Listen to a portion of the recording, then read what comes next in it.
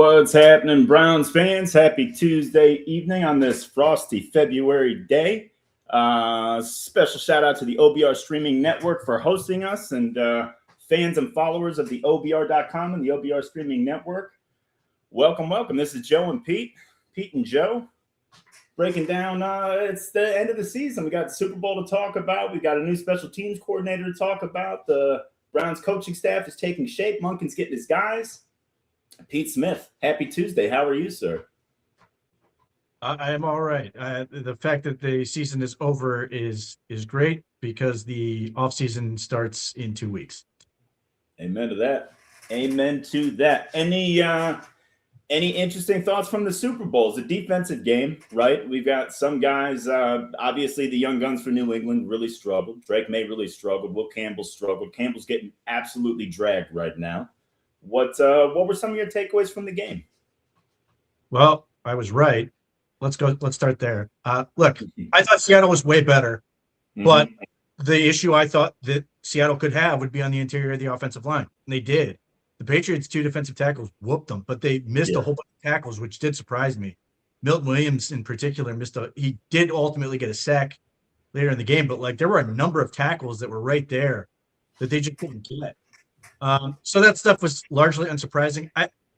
The Will Campbell stuff, I'm not going to beat him up. I just think it raises a larger point for me relative to how the Browns should address their offseason. And then I thought Drake May, shoulder, all the other crap, I thought he looked like Shedeur Sanders. I thought I was watching the Browns offense for a whole lot of that game. And this sort of underlines my point the whole time, which is this is what happens when you're not good. This is what it looks like when you're not good. Even in the Super Bowl, if you're not good, this is what an offense will look like. And in Drake May, the shoulder wasn't the reason. He was slowly watching, his completely confused and just getting beaten for a lot of that game. Just terrible play on his part. And look, the funny part for me about this whole thing is the guy who's not going to be coaching this year, in Sean McDermott, seemingly is the guy who figured this whole thing out with Drake May, because every team did this. Yeah.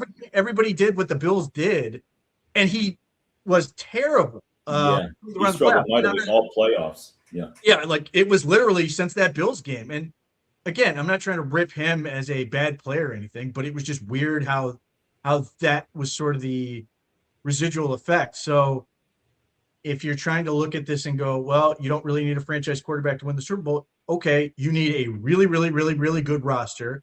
You probably need to get really lucky against who you're playing in the playoffs and then Super Bowl. Because I think you could still make the same point if the Denver Broncos win with Bo Nix, but it underlines the point that you have to be really, really good, because the Broncos have a ton of talent in their own right. I think the Broncos might have won that game if Bo Nix is healthy against the Seahawks. So, it would have been a hell of a far better game. Yeah. And then the last thing I'll say is, this notion that JSN was shut down, if Sam Darnold throws 2 passes accurately, he has 2 touchdowns, and he's easily the MVP of the game. And that's with the ankle injury and everything else. So Christian Gonzalez is a phenomenal corner. Made 8 this play. He and Witherspoon both showed up. Both had great games. Yeah. Yes, and the play he made against Shaheed was tremendous. But if obviously the pass rush and the stress and everything forced Darnold to rush the one throw when JSN was behind everybody and missed that. And then later, trying to set up that post, he just let the ball way too far inside. If he throws it where he's supposed to, that's an easy touchdown. And that thing's sort of not really accounted for. Meanwhile, Stephon Diggs, who's going to have a fun offseason in his own right, was completely disappeared in that game. And again, I think a lot of that is because May was just confused. He did not know what to see, didn't see what the defense was giving him, couldn't figure it out, and then was just getting completely harassed the whole game.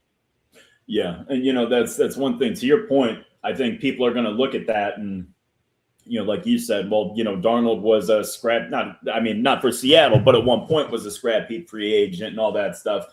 But Darnold's still a top 3 talent. he is still an elite athlete, an elite playmaker that was drafted to be a franchise quarterback. Like all of that franchise quarterback ability has been inside of Sam Darnold all along. It's just a combination of circumstance and development that, held him back until, basically last year in Minnesota. So, I mean, I'm with you. You need to build the roster. You need to just, honestly, the whole quarterback thing just comes down to getting lucky, right? I mean, at the end of the day, because you can have a quarterback need, but that doesn't mean there's going to be one available to you. So how many coaching staffs just never got the opportunity to take that guy, let alone had to settle on the wrong guy, so to speak? I can think of one. So, yeah, I mean, that's the tough part. And then, the other part of that is like there's a whole lot of people who are sitting there arguing, you have just take an offensive lineman at 6. And look, I think Will Campbell will be fine. Yeah. Ultimately. But return on investment for 4th pick in the draft, I think if the Browns had done that or do that and get Will Campbell like return this coming year, people are going to be pissed. Well, and that's my only thing is, Pete, and don't get me wrong, I understand I understand his issues with not only shorter arms, but like not as wide a frame either. It's not his arms. It's his shoulders. Yeah. Is extraordinarily narrow. He's built like a bowling pin. Well, here's my only thing, right? He's young. We knew he was young. He was drafted at 20, I believe. He's only 21 now. He's coming off a fairly serious knee injury against the best team they've faced all year. I feel like the stars aligned for this kid to just have a horrible, horrible game and a horrible moment. And it's the Super Bowl. So everybody, not even football fans, know his name at this point. Like, it's just the bad luck of it. I feel like he needs further development. He needs to get healthy. He just needs to get older. This is a grown man's game. You say it all the time, Pete. And a 21-year-old I agree with all of that. Is always at a disadvantage, in my opinion. I agree with all that. And part of his problem is Drake May was bad. And Drake May made him look worse. Yeah. And that compounds all the issues. Having said that, I have 2 questions for you. Mm-hmm. If Armand Membu is a New England Patriot, are they a better football team right now than with Will Campbell? I mean, so my only issue is you're talking about a right tackle and not a left tackle. So it's tough to project how Membu would do over on that side. And I'm not saying one way or the other. I mean, but right now, who's the better player? Yeah, Membu is. I get that. Yeah. So that's it's kind of like taking Jed Wills instead of Tristan Wirfs, Pete. True. But the other problem I have is if you are a Browns fan and you've casually watched the Patriots, you've probably watched them play the Browns and then play through the playoffs. This poor kid got destroyed in every single game. Yes, he did. He got crushed by Myles Garrett endlessly, and he got smoked in the playoff. But the other part is like, if you are taking somebody at 4 or in this case 6, the expectation is they can block Myles Garrett, and that is not fair. But that is the expectation. That's the job. Selection. Yes, that is the job. As you and I know, from like 1 year when we watched the Senior Bowl, talking to LaCharles Bentley, he's like, "Look, this is life. You have to be able to do this." So like, if you're taking this guy, he can't be okay. He has to be really good, and that's tough. And so like that's where I come out of this and go, look, man, if you really, if it seems come out of this and go, man, we really believe in Maui Noah, or we really believe in Fano, or whoever it is, okay, but like this is the reality. You got to get a star type player. You can't get, well, we've got an okay left tackle. You have to get a really good player, and that's why one, I don't see it, and 2, that's why I think you have to get a big time player. And that's where I sit there and go, well, what is there to get a big time player? To me, it's receiver. So whereas I can get, if all you're trying to get is an average left tackle or whatever, I think you can do that later on. Hopefully, I would like those guys to be better at 24 and 39, for example. Of course. Less. That's the weight of 6th pick. It's just, you're expecting to get a start. And my point with all this is, if the people who are advocating just take alignment at 6 are going to turn around if in 2 years or whatever, and the guy they take at 6 is average, and they're sitting around watching if it's Carnell Tate, if it's Mekhi Lemon, if it's Caleb Downs, if it's whoever, and these guys are studs, then they're going to sit here and go, why the hell did you just take alignment at 6?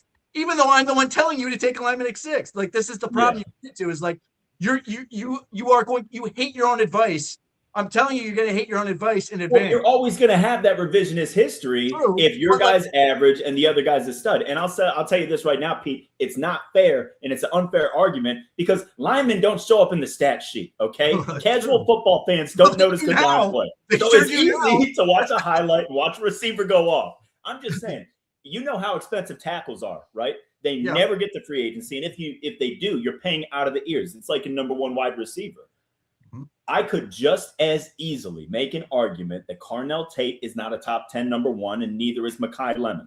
I know all the numbers that back up Mekhi. And I agree. Like, you know how I feel about Mekhi. I'm just saying I can make that argument. He's only 5'11". He's sub 200 pounds, Pete. He's going to run a 4.5. You don't take that at number 6 overall.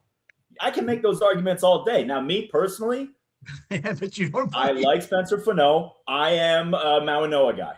That's who I like. That's who I want at number 6. I think he's safe. I think he's going to bolster the running game, which is going to be important to both aspects of the offense. Okay.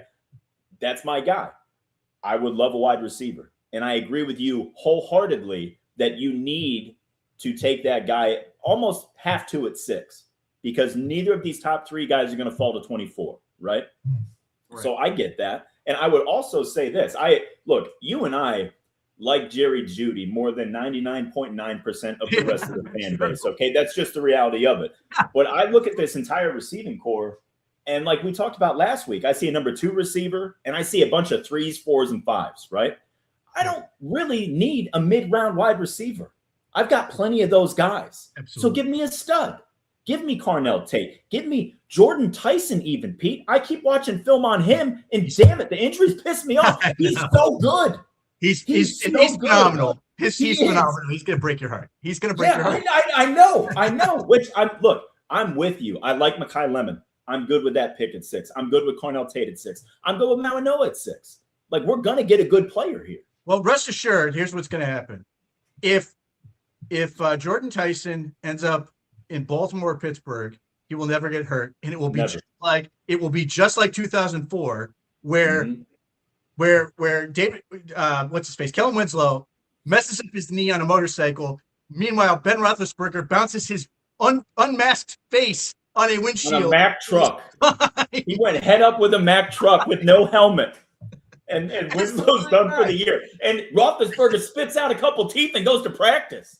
It's insane. So if the Browns take Jordan Tyson, he will be hurt before he will be hurt. He will pull. Do what he did this past year. He will pull both hamstrings trying to sign his contract and then gut it out to make sure he gets. He's going to pull a Gary Baxter, both PCLs, one play. I will never forget that, thinking he's grabbing the wrong knee at the time. And it's like, uh-oh.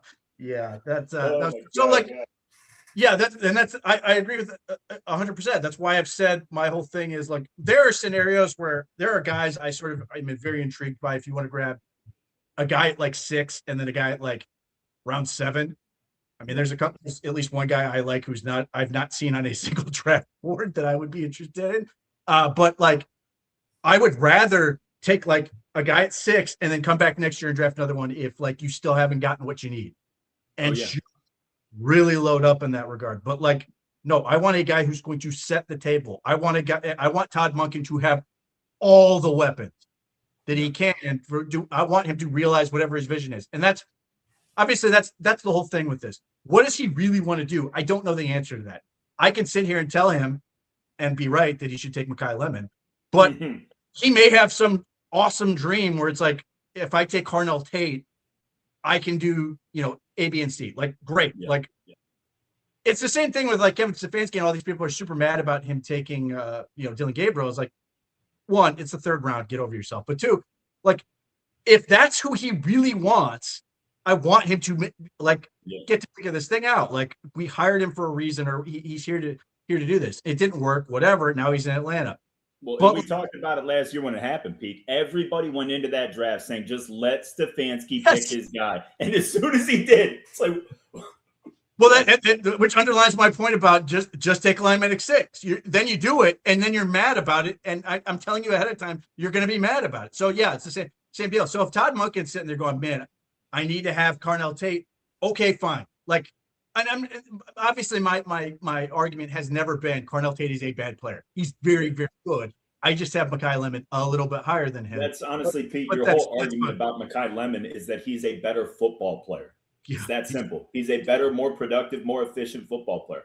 That's the only argument you need to make. As long as he has NFL level athleticism, which it looks like he most certainly does, what are we talking about? He's the best receiver in the draft. Yeah, I mean, we'll see. And people mentioned in the chat like the Rams want him, which really irritates me. You know what really irritates me more than that? The amount of mock drafts I see him go to the Ravens. I do not need that twice a year. Like, I just I agree with that. I agree with that stop completely. it. And this I always like doing this as an exercise, which is like, who's the guy you really don't want to see on Pittsburgh or Baltimore or Cincinnati, and that can inform you quite a bit on how you really feel about some of these guys. But just a nightmare scenario from that standpoint. So yeah, I mean we'll see. I mean, we're hopefully my biggest thing is I'm hoping at the combine these guys do the things. I like data. I like getting information. Yeah. Well, and the more high end prospects, the better, because we both want to trade down ultimately. So that would be great if there are reasons for guys to move up. I know you want Mekhi. I know you want Mekhi. Okay. No, that too. I do. I genuinely do. But also, look, if you could trade down and take him, great. Yeah. My issue with this whole thing is like, I just don't think this is a draft where you're going to see that happen. I don't. No, I agree with you. Clamoring to go, we got to go up to get this, and like people are going, well, what about Caleb Downs? Okay, then he's one of the highest paid safeties in the league already, and teams are already like loath to do that, which is why you see guys like Kyle Hamilton fall to 14, because they don't like the idea of using this pick to get a player that's already going to be like the highest level of contract for that position.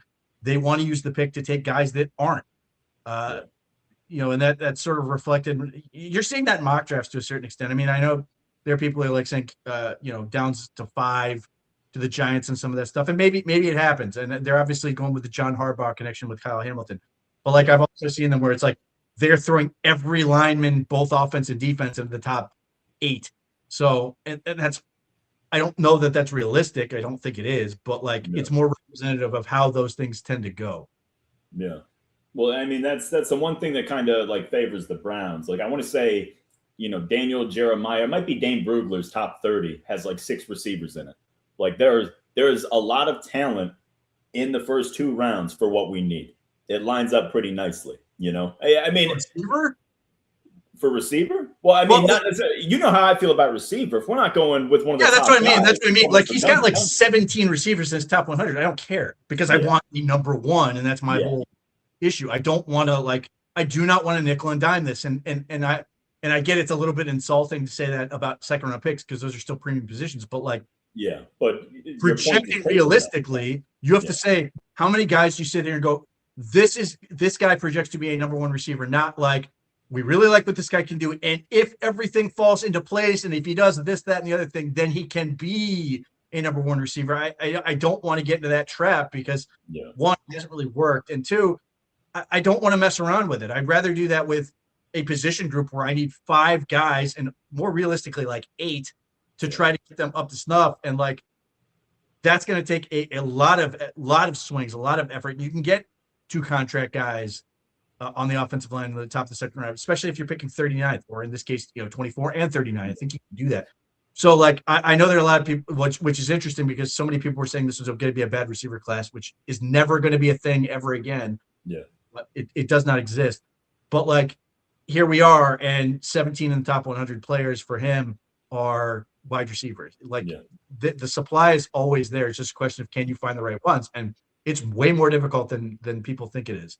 Yeah. Well, so my take on the linemen, it's kind of like a 2-tiered thing. So number 1, we've talked about it. The draft doesn't have the elite high-end talent that some of the drafts in the past have, right? So that leads me to believe that some teams are going to lean a little more safe, and everybody always needs linemen. And I feel like all linemen are always going to get bumped up. So I feel like the first round is going to be a serious run. I feel like you're going to see 6 to 8 offensive linemen in the first round. I just do, Maybe this could certainly play out that way. I mean, we go back to 2013, Luke Jokel, the first pick of the draft. Yeah. You see the one guy who made. He was number 2. It was Eric Fisher went number 1, Peter. Was he? Yeah. Was that, okay. Well, yeah, Fisher was Central Michigan, and then Njoku was, I think, A&M, right? Yeah.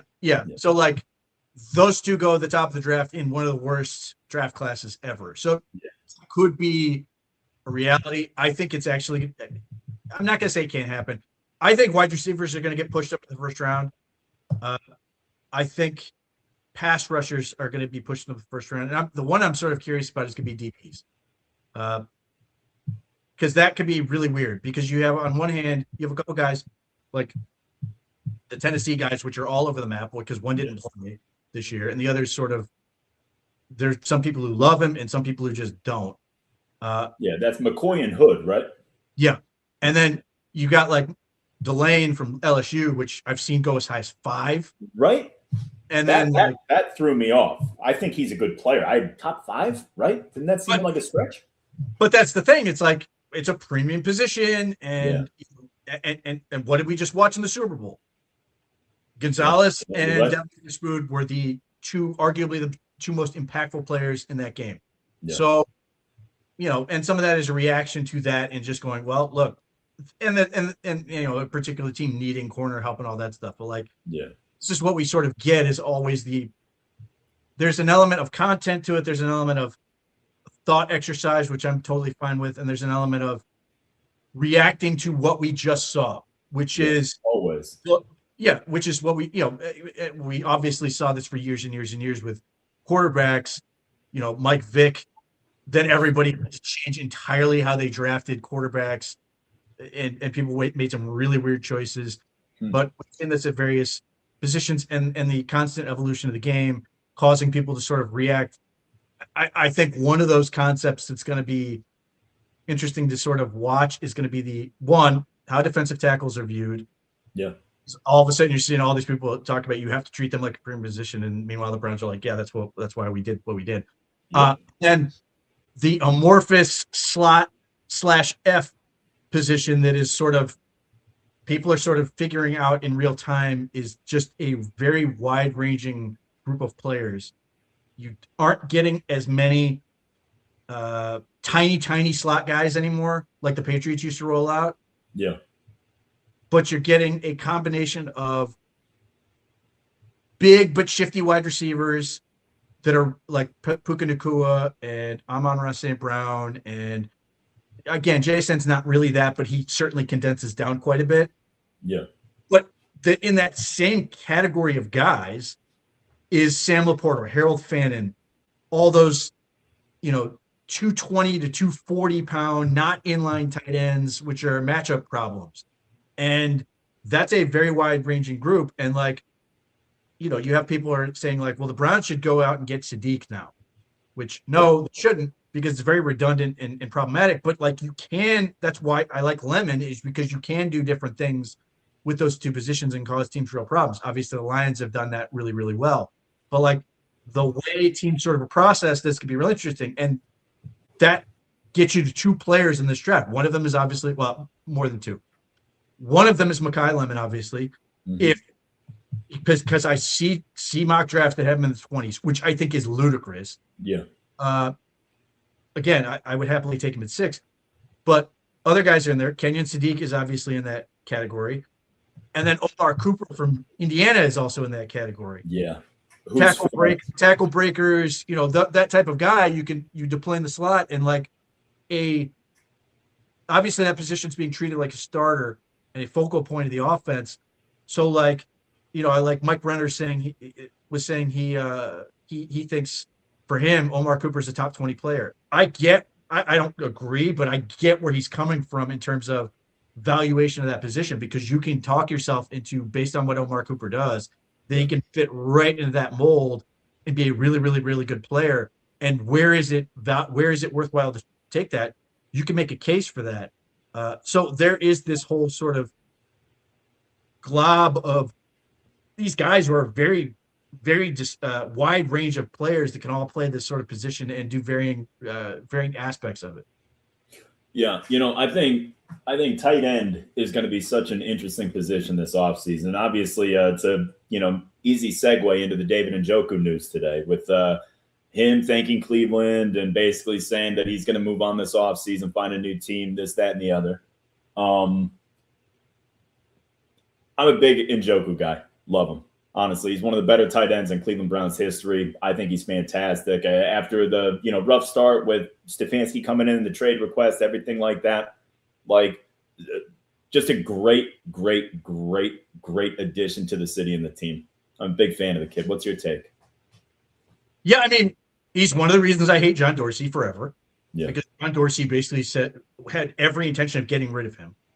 And then when Dorsey got let go, Andrew Berry came back and had to sort of rebuild that relationship, which was good. And obviously he had a good relationship with Kevin Stefanski and all that. Very good. Isn't it Stefanski that rebuilt it? Because Berry paid handsomely to get Austin Hooper. He drafted, what's his name, the FAU kid in the 4th round. He did, but the whole thing, obviously he does have a good relationship with Stefanski, but his whole thing was listen, if you're good, we'll pay you too. Yeah. And it sort of figured that also. Yeah, no, he won that whole thing. He's the only one that survived. His trade demand wasn't based on I'm pissed at the Browns for, screwing me or anything like that. His whole thing was he read the writing on the wall. Yeah. I want to maximize my value, and I don't think that's going to happen. The Browns, Andrew Berry basically said, "Listen, as long as you do what you need to do, you'll be fine." Which he used his word, and they paid him. David Njoku is awesome for the fact that he was endlessly proud of being here, and you never got even anything suggesting that he was unhappy or negative or anything like that. I think he's underrated in some aspects. I think people are overly harsh on him for drops and some of the other stuff, even though that was a thing. And as far as, the decision, it's not a huge surprise for a couple of reasons. One, I think the best case scenario for the Browns was to re-sign him for 1 year and try to, year to year and try to find an eventual replacement for him. And he's going to get a big fat contract on the open market that I think this could be one of those situations where Browns fans completely misjudge what they think he's worth. And one of the reasons I think that, one, I think there's a couple teams that are really, really interested in him. The Broncos are one and the Chiefs are another, but maybe the Falcons are out there. Maybe there's some other teams out there. But I look at the contract Mark Andrews got. When people in Baltimore are like, after that drop in the playoffs, are like, yep, he's done, we're done with him, all this other stuff. That position's incredibly valuable. And teams will pay a premium for it. And Mark Andrews, when everybody said he was done, I think he got 3 years and $30 million more dollars guaranteed. Yep. I think that's going to be where David Njoku starts. Could get more than that. And I think people are, when he signs his deal, there's going to be a whole lot of people in Cleveland are like, you got how much? Yeah. And could easily justify it with his play next year, especially if he goes to a team like the Broncos. I think he can be really good for that. So I understand why it didn't fit for him and the Browns. Now it does create another thing they have to do. They have to now address wide tight end, and I think the natural connection, if he gets to free agency, is going to be Charlie Coleman. Yeah. From Baltimore, who is a wide tight end, can do all those things. A really, really good run blocker, doesn't do a whole lot with the passing game. I still have the same thought, which is if you can sign him, great. I still want to draft a guy to develop to improve the tight end 3 and just give the Browns more options there. But yeah, it sucks to see David Njoku go. He's been here 9 years, but he's Pro Bowl player, part of that 2017 class. The second best draft pick of the Sashi Brown regime. That's for sure. Yeah. I mean, him and Garrett. So yeah, I mean, it's unfortunate to see him leave, and even how he's leaving, it's not like he's mad or anything. And it would not shock me. At some point he will be back and do the whole guitar smash thing, and he will get an unbelievable ovation. You can make a case for him for the Ring of Honor. I don't know if he gets there, but hell, I'd put JC Treader in there. So if he's going in, then Njoku definitely should. So we'll see where he ends up. I'm glad that in some ways the Browns have and Njoku both have clarity on this now, as opposed to, sort of messing around with this into March. It won't be the last guy this is the case for. Was probably the most difficult guy to do for this. I think there's other guys who's going to be real easy for the Browns. Like, yeah, we're good. Because he wanted to be here, which isn't necessarily the most common thing. And I'll be very curious to see if he's true to his word for being so close optional. If he does really want to live here when he's done, we'll see. Yeah. So my thing with David is I'm with you. I think he'll get a handsome contract on the free agent market. He needs to be healthy. I worry about his knee. That's the one thing that I worry about. He's such a phenomenal athlete. You could just tell last year he had no juice. He put on, I don't know if they asked him to put on weight or if he was hurt and limited with the, just amount of, work he wanted to put in throughout the week and staying healthy for Sundays. So I think physically it just kind of unraveled for him last year. And if he can get a clean bill of health, then yeah, he's definitely going to get 10 plus a year on the market for sure. Yeah. I mean, that's people keep suggesting players that don't play that role. And I'm telling you, that is it's going to be a huge deal for Todd Monken. Yeah. Like, he doesn't have to, look, I don't know or expect him to necessarily try to recreate the Baltimore offense that he had, but I damn sure know he's going to want a road grading tight end that can help him get the running game going, because that's going to be a huge component with him, not only because of being able to go forward, but he's also a big guy with the amount of pulling he does, that getting tight ends out in space is a really easy way to sort of create some problems. So he's going to want to get a guy who can do that, as well as put his hand on the ground and go forward. So I do think that's going to be a priority for him. I'm sure he's sitting there hoping that one of the ramifications of the contract that the Ravens signed with Mark Andrews is that Charlie Kolar gets out. Yeah. If you're a Browns fan and the Ravens are picking one or the other to re-sign between him and Isaiah Likely, you are hoping they keep Isaiah Likely because you want Charlie Kolar, because Isaiah Likely plays the same position in Fannin and not as well. Like, even though that was my comp for, or one of the comps I had for Fannin coming out, like, Fannin was just better. Yeah. And Isaiah Likely is not going to have any interest in coming here because he's not stupid. He sees the same thing. He's going to be like, well, if I come here, I'm going to watch Harold Fannin get all the targets I should get. Yeah. All right. Well, let's shuffle over to Jim Schwartz, right? So he officially resigned this week. I guess he met with the team on Monday and they decided to go their separate ways. So I have a few thoughts on this from different perspectives. From the Browns' perspective, it's disappointing. It's definitely disappointing, but I also don't think it's the end of the world. That's number one. Number two, I don't know what the hell Jim Schwartz is thinking, because I can understand about your pride being hurt and you're pissed off. I can understand all of that stuff, but you are under contract. You are very well compensated. And if you want to be a head coach, you have to be coaching a football team to get that promotion. Nobody's gonna look him up next offseason to be a head coach after he sat out for a whole year. And especially after he sat out a whole year because he got passed over for a job. So he stormed out, he took his ball and went home. I hate that. I hate that for him. He's such a damn good coach. It's just such a awful way to end things, And like, I don't want the Browns to be, I don't want the Browns to be dicks and not let him out of his deal. But at the same time, why the hell would we? You're under contract for us. Why are we going to let you go to an AFC team and try to take coaches from our roster? Get the hell out of here. I've got no interest in that. Yeah. There's a lot there. One, look, I can totally understand him being pissed off, especially if he was led to believe that he was going to get that job and then didn't get it. And combine that with the disappointment. Basically, this is your final acknowledgement. You're probably never going to get a head coaching job. I mean, say that, and we, you'll be surprised. Todd Monken is an example of that. Mm-hmm. But if that's the harsh reality he's trying to accept, that I get it. But to your point, the defense was basically crafted for him. and he's giving it up to allow somebody else to come in and do it. Now, if they come in and do a better job, nobody's going to think about it. Nobody's going to think about it ever again. That'll just be it. He will be a guy who is here, and that's it. The element of should the Browns let him out of his contract? No. And look, most of the time I'd be like, yeah, fine, whatever.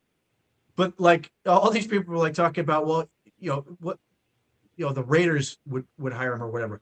Hey, the Browns play the Raiders next year. I don't want to see that. Yep. But the larger point is the one you brought up.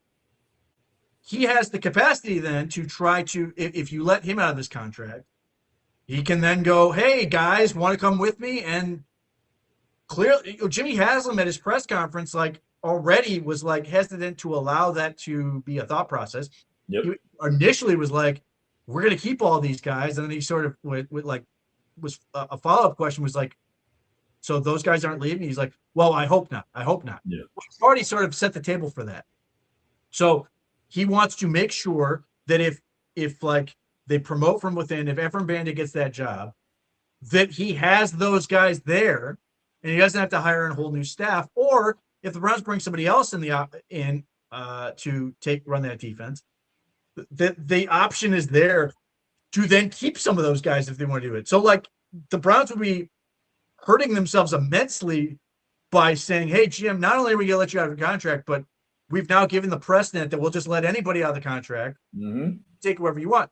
The other part about this that I think is unique in that most of the time coaches can do whatever they want. In a lot of ways, coaches get way more freedom than players.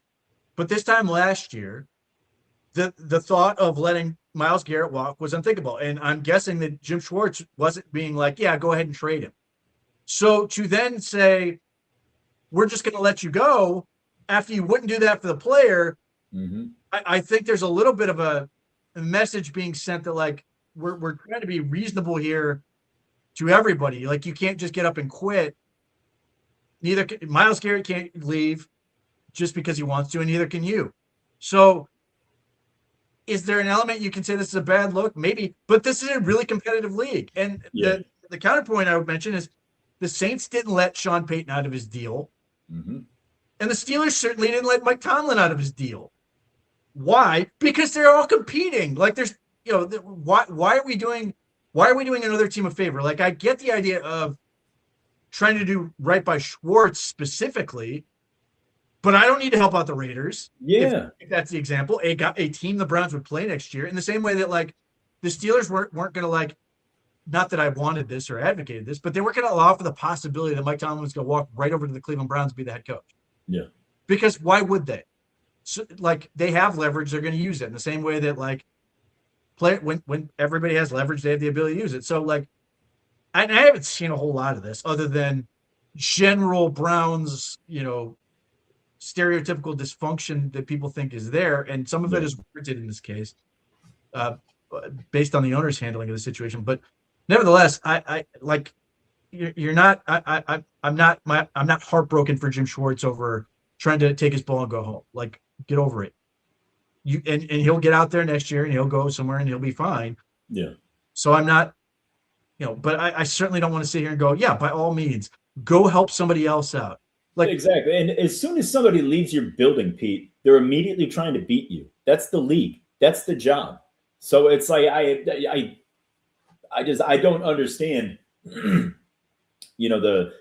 outpouring of, criticism that like, oh, they should let him out of his deal. It's a bad look. It's a bad look for Jim Schwartz. It's a terrible look for Jim Schwartz. Agreed. Like if you're going to tell me who looks worse in this situation, the Browns or Jim Schwartz, it's Jim Schwartz walking away. It's not even close. It's not even close. The other small element to this that isn't a huge deal, but it's at least a factor. If Jim Schwartz, let's say he goes to the Raiders, there's a handful of French free agents now theoretically have a guy they can go play for, and now either you risk losing them or you risk having to pay them more than you would. Exactly. It bumps their value. You're talking about guys like Cam Thomas. You're talking about Ronnie Hickman. You're talking about Devin Ronnie Bush. Hickman's restricted, but Cam Thomas is one. Okay. Martin Emerson is one. Obviously coming off the Achilles, but like it would be very easy for him to go sign a 1-year deal with Jim Schwartz. Yeah. And be like, I'm going to recoup my value here as opposed to doing with the Browns. But Cam Thomas is certainly in that boat. But like, if Devin Bush is going to get to the market, he may be real excited to follow Jim Schwartz as opposed to wanting to stay in Cleveland. Whereas if Jim Schwartz is out of play, he may be like, well, I'll stay here because this defense has been great for me. Yeah. All right. Well, let's turn our eyes on some of the potential Jim Schwartz replacements. So we've got a list of about 7 names on here. Some of them we've already interviewed, and some of them we've set up interviews with. So we've got obviously Ephraim Banda and Jason Tarver from our own Cleveland Browns. But we got Aubrey Pleasant from the Rams. One thing that I found interesting, outside of Charlie Bullen, who is the interim defensive coordinator for the Giants this past year, everybody's a defensive passing game coordinator. Everybody we're talking to. I kind of like that. I kind of like the fact that they know what the front 7 does, and they're very comfortable with the front 7 does. Let's get and you always said, man, take this thing out for a spin, see what you can do, see what you can get creative with. So I feel like this is right up your alley. So we got Aubrey Pleasant for the Rams. We've got Charlie Bullen from the Giants, Jonathan Cooley from the Panthers, who I read a really cool article on, and I'm super intrigued by that guy. Apparently a great communicator, super intelligent. And then you got Mike Rutenberg and Corey Udland from Houston. Yeah, there's one name on that list I do not want. Well, there's 2. There's 2 I do not want. One of them is Jason Tarver. Okay. And part of this is because he hasn't been a great defensive coordinator in his past. But here's the thing: the other part with Jason Tarver, I don't want him to be a defensive coordinator because then eventually he gets fired and I lose him forever. So I want him to stay linebackers coach forever. And but Pete, he flicks off refs like mid-game. He gets us. Like, come on. So my whole thing is don't promote Jason Tarver as long as he's cool with staying here and coaching linebackers forever because he's really, really good as a linebackers coach. So there's a part of me that's like very selfishly like don't promote him because he will eventually get fired and then we'll lose him. All right, well, outside of Tarver, who's your Corey Udland? I want no part of that guy. Okay. He has been and it's completely unfair. He has been outside of like some tiny college he coached at as a defensive coordinator right after finishing playing his college career. He's been a defensive coordinator for one team. The Detroit Lions under Matt Patricia. They gave up 519 points that season, an average of 32.4 points per season. Now, I don't know how good the talent was. Maybe it was genuinely terrible. But that's a lot of points. That's a lot of points to give up in a season. That scares the crap out of me. And again, it's completely irrational and unfair, but like I saw the 1 year he was defensive coordinator. I looked up how many points they gave up. I was like, nope. So what was that year? Was that 2020? I'd have to look, but it was Matt Patricia head coach. Is that when they took Okuda 3rd overall instead of Justin Herbert? It was still Stafford and I think Calvin Johnson was still there. So it was way back. I think I could be wrong. Patricia? Maybe it was. I'd have to. I don't know. Because I think Stafford still had a ton of yards and everything. Yeah. Did not stop anybody. And that was, obviously peak make fun of the guy. That was peak, his job. peak make fun of the guy with a pencil in his ear for a laminated call sheet. Yeah. So yeah, I don't. The rest of them, I'm intrigued. Like it's my whole thing. I'm curious to know what the pitch is. Like yeah. Because but we don't know any of these guys from a hole in the ground, and we're not gonna know it until we see it on the field. No, the one guy I know a little bit about is and it's only because of one season, is the Giants guy, because they fired Shane Bowen, and he took over as interim DC, and they got better immediately. Abdul Carter off for them, so that's at least interesting. Yeah, and then he was the assistant defensive coordinator there. He gets bumped up. And then the Giants basically brought him back, whatever his title is, brought him back to the same position he had previously. So I don't know if he's necessarily ready. All I'm saying is either Shane Bowen was real bad, which he seemingly was. Possible. Yeah. But he did get a bump out of that. But other than that, it's like, and the same thing that for Banda, I would love to know what he wants to do differently than Jim Schwartz. I'm sure he has ideas. But the overall point is like Jim Schwartz whatever you want to say about him, yes, he can coach defensive line, linebackers, DBs, all the things. But he is by nature a defensive front guy. Mm-hmm. I like the idea of that part is settled, particularly if you're keeping Jack Zaire and Jason Tarver, and they're managing that. And obviously Tarver's got to do both, front and back, as a linebackers coach. But nevertheless, where are the Browns' biggest issues? Typically on defense, it's been coverage busts and whatever. Yeah. Is that players? Is that coaching? Is that scheme? I would love to know whether it's Banda or Pleasant or dude from Carolina or whoever it is, what you want to do to change that. Because again, the same way, my same thought process when the offensive guy was, let's get somebody young and innovative on the offensive side of the ball. Well, Jim Schwartz is gone. So let's get somebody young and innovative on the defensive side of the ball, and maybe they can add a wrinkle or some other thought process to this whole thing that's going to allow them to be a Houston Texans level defense or a Seattle Seahawks level defense. I don't know what that thing is, but I'd love to hear the pitch. And that conversation is really interesting to me because Todd Monken is a guy who's been so good at being able to adapt an offense, all these things. So he's got a pretty good idea of what's going to give him the biggest amount of problems. Yes, he has said plainly he wants to be very aggressive. He wants to keep the same system, which is very general, attacking, letting the defensive line get after all this stuff. Great.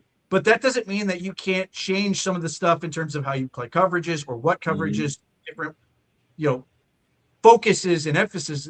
So for a guy like Todd Monken, who has been as successful as he is, probing and prodding these guys and getting a sense of what they can do, that could produce interesting results. Now, obviously, if the guy, whoever they hire, is worse, people are going to notice, and that's going to be a problem.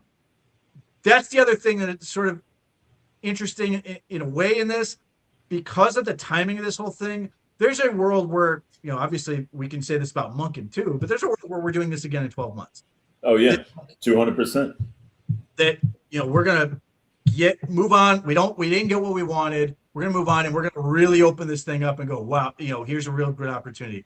I hope they obviously nail the hire. But yeah, so I'm just curious to see what the conversation is, or I would say I would love to know what the conversation is relative to what does somebody want to do on the back end? How do they want to sort of try to evolve this thing to take one more step? Because yes, this defense can be very, very good, but there are times you're sitting there scratching your head going, why are we having so much trouble with this?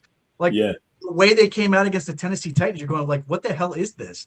The Browns defense should be way better than this, and we're getting gouged. Like, what's the deal here? So those conversations are really interesting to me. And obviously, one of those things where I'd love to be a fly on the wall, be like, what's the discussion like?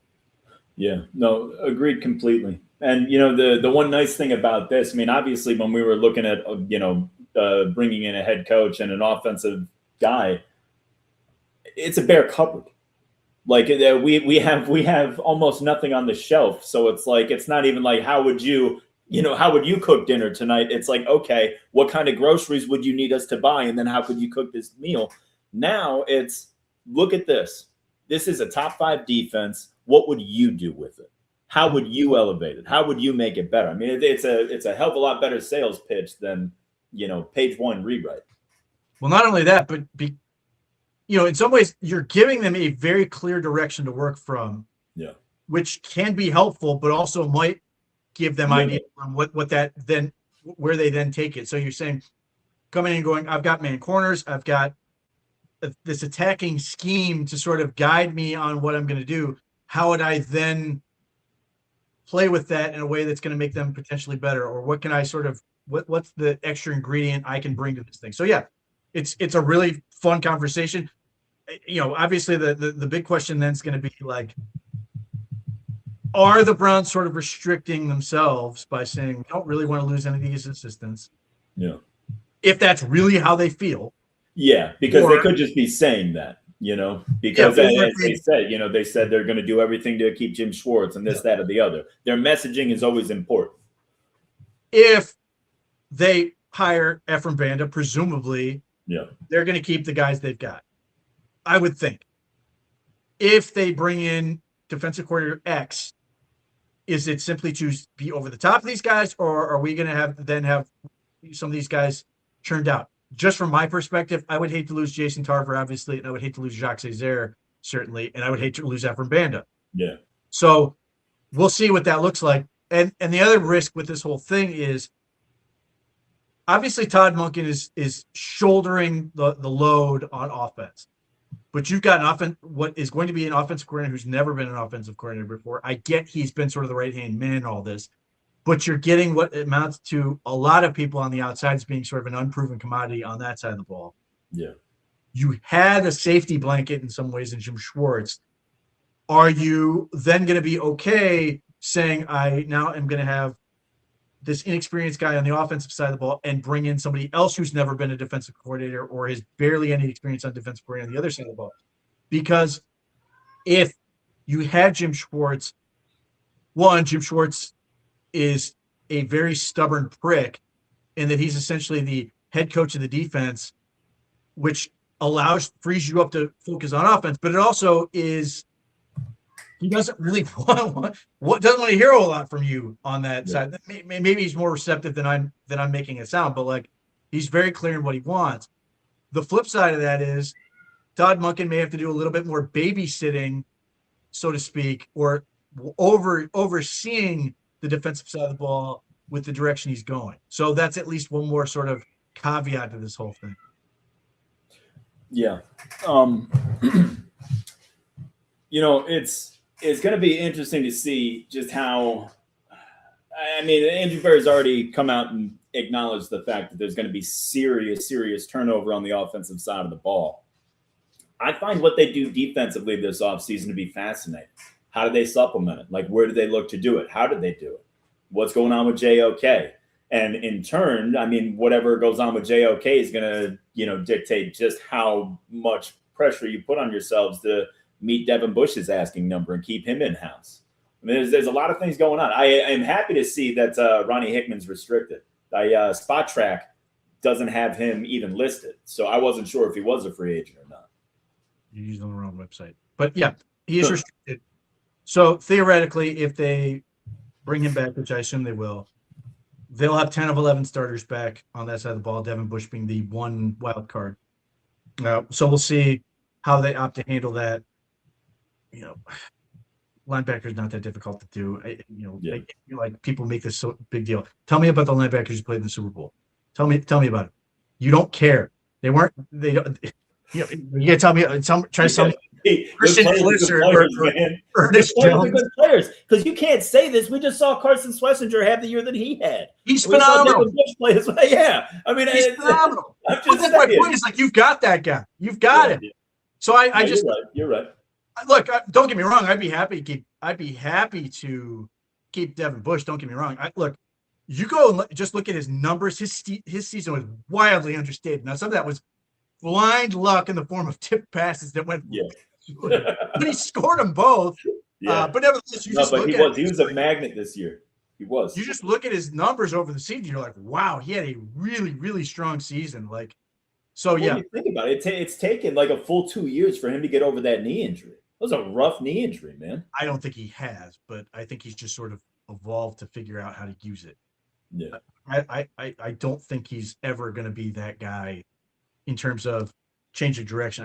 I think he's figured out how to play in straight lines at a much better clip over the course of his career. Now, I could be wrong. Maybe there's some magic knee fixing thing, but it just seemed like I think it's more adaptation and getting smarter to sort of account for it. And being in the right defense, having a defensive line that can sort of take up so much of the pressure that can fix things for you helps. But yeah, that's the one free agent where you're sitting like, how are they going to handle that? And I suspect they want him back. Obviously, the JOK thing's going to be a part of that. Yeah. But, he's certainly not going to fit into the category of aging vet who we're letting walk to sort of just accommodate that. Like, because of what they're doing with that, they can sort of afford to bring him back. Yeah. Okay. All right. Well, let's let's start shuffling. I mean, we got to start talking about free agency, right? I mean, the next big thing up is what, the combine, but then we're going to be entering into free agency. And we talked about tight ends a little bit earlier, right? Now, you've been having conversations with all sorts of people online about the difference between an F and a Y tight end. And I feel like this is killing you. And I need you to set the record straight, Pete. What do you mean by a F tight end and a Y tight end? And why are two Fs redundant and doesn't make enough sense? So let's start with Y. Y is the bigger, taller, length is important when it comes to this. Tight end that can line up with and put his hand in the dirt. Doesn't mean you can't do other things with him, flex him, put him in the backfield and other things. You can certainly do that. But a guy you can credibly and consistently put next to a tackle, get off the ball, and either chip and release or really block. And the problem you run into is if you're sitting here going, well, why can't I put Harold Finn in there?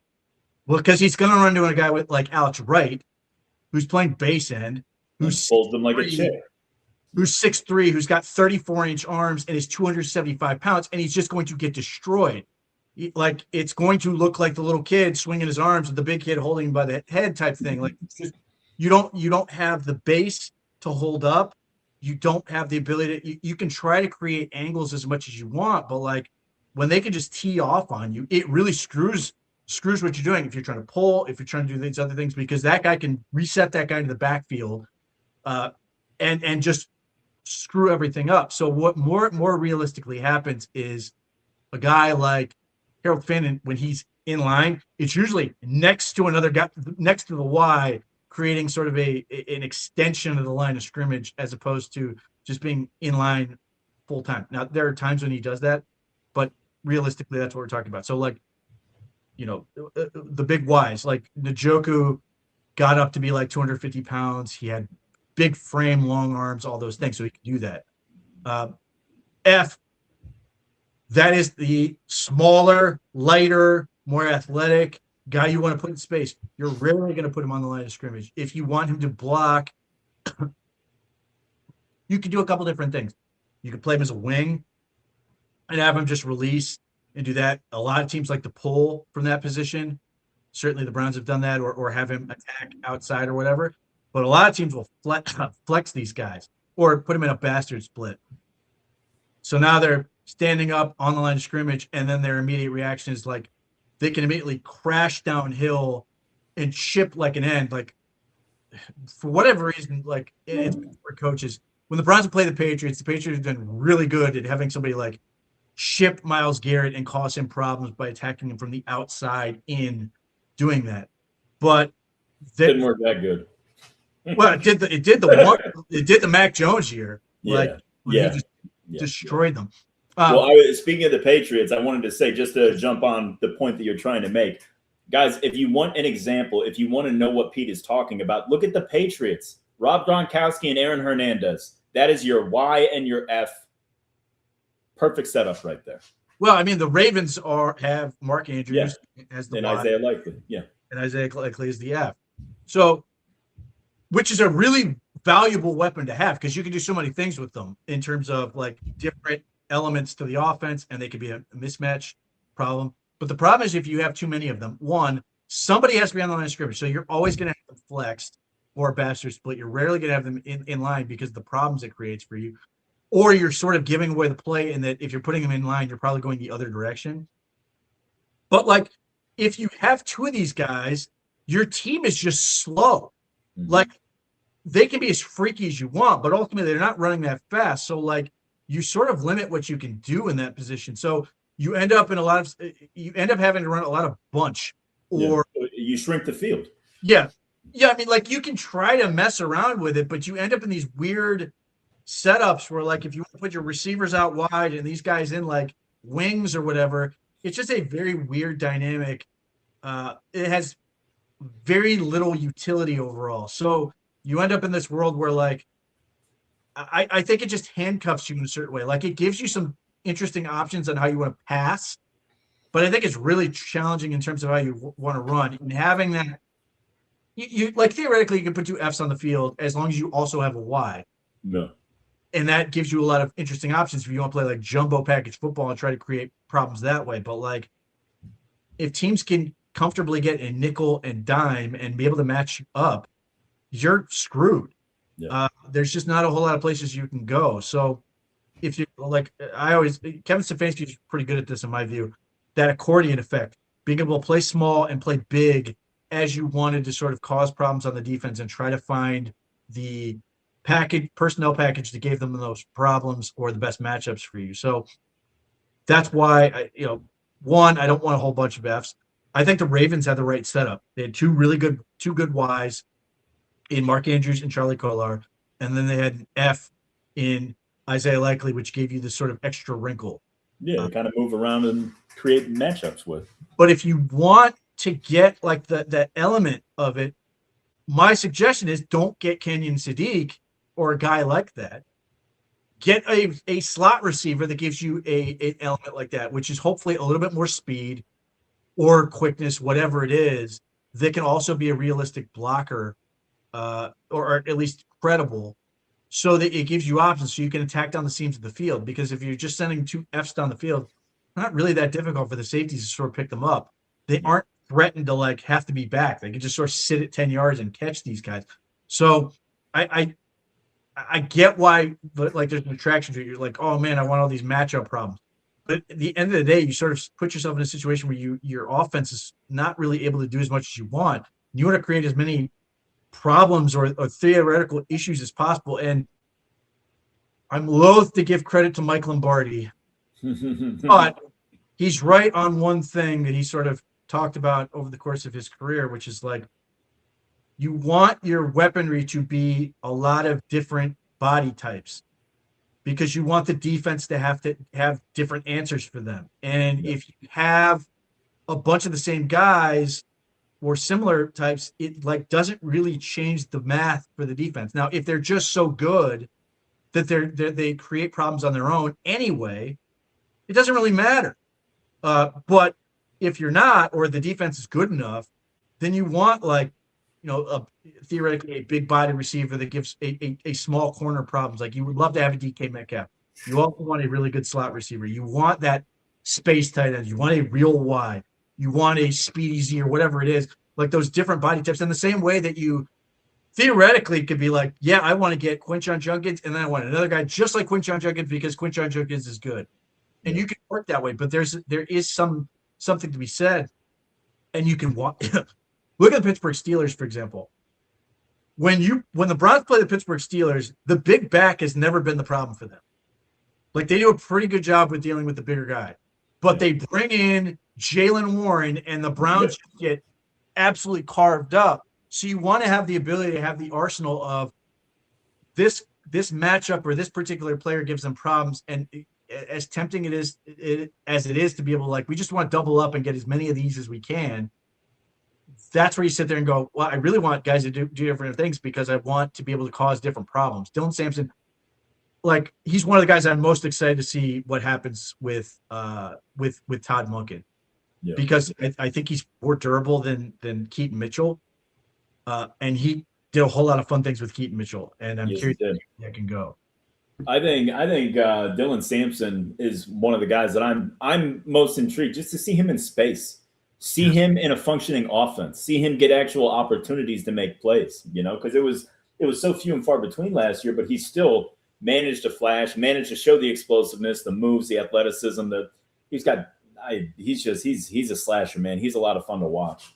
And I'm with you. I want to see him in a more structured situation where, people forget about him and you can catch him on a screen pass or something out of the backfield.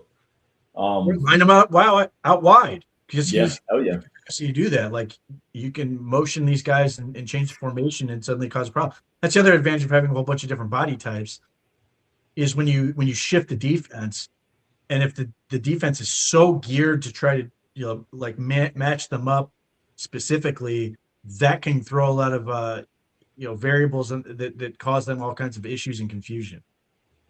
Yeah. All right. Well, let's look at the free agents that are going to be available at tight end. Okay. And there's a lot of big names here, but I've got like a smaller section that I've got circled for guys that are gonna pique the Browns' interest a little bit. But so free agents right now, like Travis Kelce is the number one. He's obviously very, very highly paid, and towards the end of his career, he's probably going to stay in Kansas City or retire. I'm assuming he's going to stay in Kansas City, though. Is he coming back? Did he say? Or is that still up in the air? All it's been is leaning to like it seems like they're floating a trial. Honestly, it feels like he's floating a little bit of a trial balloon to see if the Chiefs are really going to go for it. Yeah, actually pay him. And then we got Taysom Hill. We got Dallas Goedert from Philadelphia. Tyler Higbee from the Rams. Kyle Pitts from Atlanta is going to be probably the most enticing name. What's that? Almost certainly franchise. Yeah. Oh, yeah, for sure. I would assume so, at least. Then you're looking at Isaiah Likely, Chika Okonkwo, Zach Ertz, Austin Hooper, Foster Moreau, Adam Troutman, and Noah Fant. Pete, I like Noah Fant. I've always liked Noah Fant. I haven't followed his career closely enough to really know why he hasn't really taken off or he hasn't really become a premier starter. But, man, he's a big kid and he moves well. It just seems like he has gotten worse over the course of time. I think he was in a good situation for him with Cincinnati. Obviously, the Burrow injury and their defense sort of ruined things for him, but like he was exactly what they needed him to be. Yeah. Them in terms of what I sort of look at as this role. If you're trying to get a tight end 2 that can do the things you need, like I need him to play in line, which he did last year, basically 2/3 of the time, but like will find himself open and be able to make a play for you when things break down and people just sort of forget. Yeah, he's an interesting player. And then I don't remember what his deal was last year, where he seemingly got unceremoniously dumped by the Seahawks, and then the path for him to get to the Bengals. I don't know if that was injury related or what, but I'll be curious to see what happens with him because he could be an interesting player in terms of where he goes. If that's a fit, it could be. Yeah. He's a big kid. He's a nice athlete. I don't know if I'm sure you remember this. You're like I am, but do you remember it was either 2019 or 2020? He took a crossing route about 80 yards against us. Do you remember that? Yes. He caught it coming across the field and he turned it up. I was like, this guy's a Mack truck. What's he flying down the field for? And I've never been able to get that out of my head. Yeah, I mean, like he's just been a weird enigma type player because he's another one of those guys that you sort of like. It was like Njoku. You sort of took him on we think he's going to get better over the course of time, and he sort of teased a little bit. You bet on the traits. But he never broke out quite the way Njoku did, and there are people who are not happy with that. Like his best season was 673 yards in his second year in the league, and he had 3 touchdowns that year. Like he's never really broken out, but he's still a quality professional tight end. Yeah, team. I'll be curious to see where he goes. Now, obviously, I think the Browns are going to focus hard on Todd Monken's boy. As long as he gets to free agency, I think that will be an instant fit. Yeah. Fant's a much more compelling receiving threat. Kolar is not. Yeah. Well, that's so I went over that list. Now, the little list that I made for the Browns, and somebody brought it up in the chat. Jeffrey Champion did. I like Austin Hooper. I think Austin Hooper would be an affordable player. I don't think he would be anything out of the ordinary. I feel like he's got starter ability. He can play in line. He's got soft hands. I mean, you could do a hell of a lot worse. Noah Fant I have on there. And then our guy, I like Daniel Bellinger from the Giants. I loved him coming out of the draft. I liked him because you turned me on to him at the time. And I feel like it's perfect for us. He's still young. He's coming off a rookie deal. He was never really given a full-time opportunity. He can play in line. I think it's a great fit. And then obviously number 4 on there is Charlie Kolar. So there's definitely options here.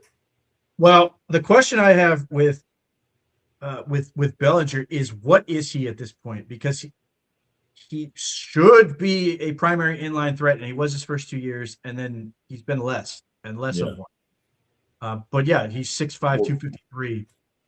if he's able to do that, yeah, I'm interested. He's 25. My issue with Austin Hooper is, one, he's old. Two, there's no way he's coming back here. Well, not just that. There's also, like, when he catches the ball, the play ends. Like, he might as well be playing Frisbee football. Like, that's it. If he doesn't hit the ground on his own ball, and just ball caught, ball over. Yeah, right down. Right down. No, that's why he's never coming back here, because he got ragged on endlessly. Yeah. Yeah. So I'm genuinely curious what Bellinger's situation is at this point, because do you think that has anything to do with them drafting Theo Johnson and just kind of like forcing him into that role? Like, they drafted him to be that guy, him to be that Y, the number 1 tight end. I mean, Bellinger was like a 6th-round pick. That's regardless of ability. A lot of teams do that. A lot of teams will take a guy and then, this is your job until you lose it. And but Theo Johnson wasn't in line all that much either. Like, it's just straight. Like, Bellinger was. It's not like he didn't do it, but it's like it wasn't the majority of his snaps. It was like 40. He went from like 56%, 58% to 42%. So he's at least interesting in that standpoint. Meanwhile, Theo Johnson's like 30% in line. So they like Theo Johnson, but that's the other part, is like, when you it's great when you have one of those guys, but you sit there and go, we really need this other thing. When you have that guy, it sort of it just becomes a problem.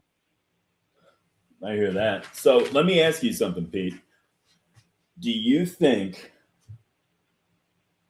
who do you think has it worse, Falcon fans or Kevin Stefanski, knowing that you don't have a 1st-round pick and your 1st-round pick just lit his career on fire in front of everybody? That's brutal.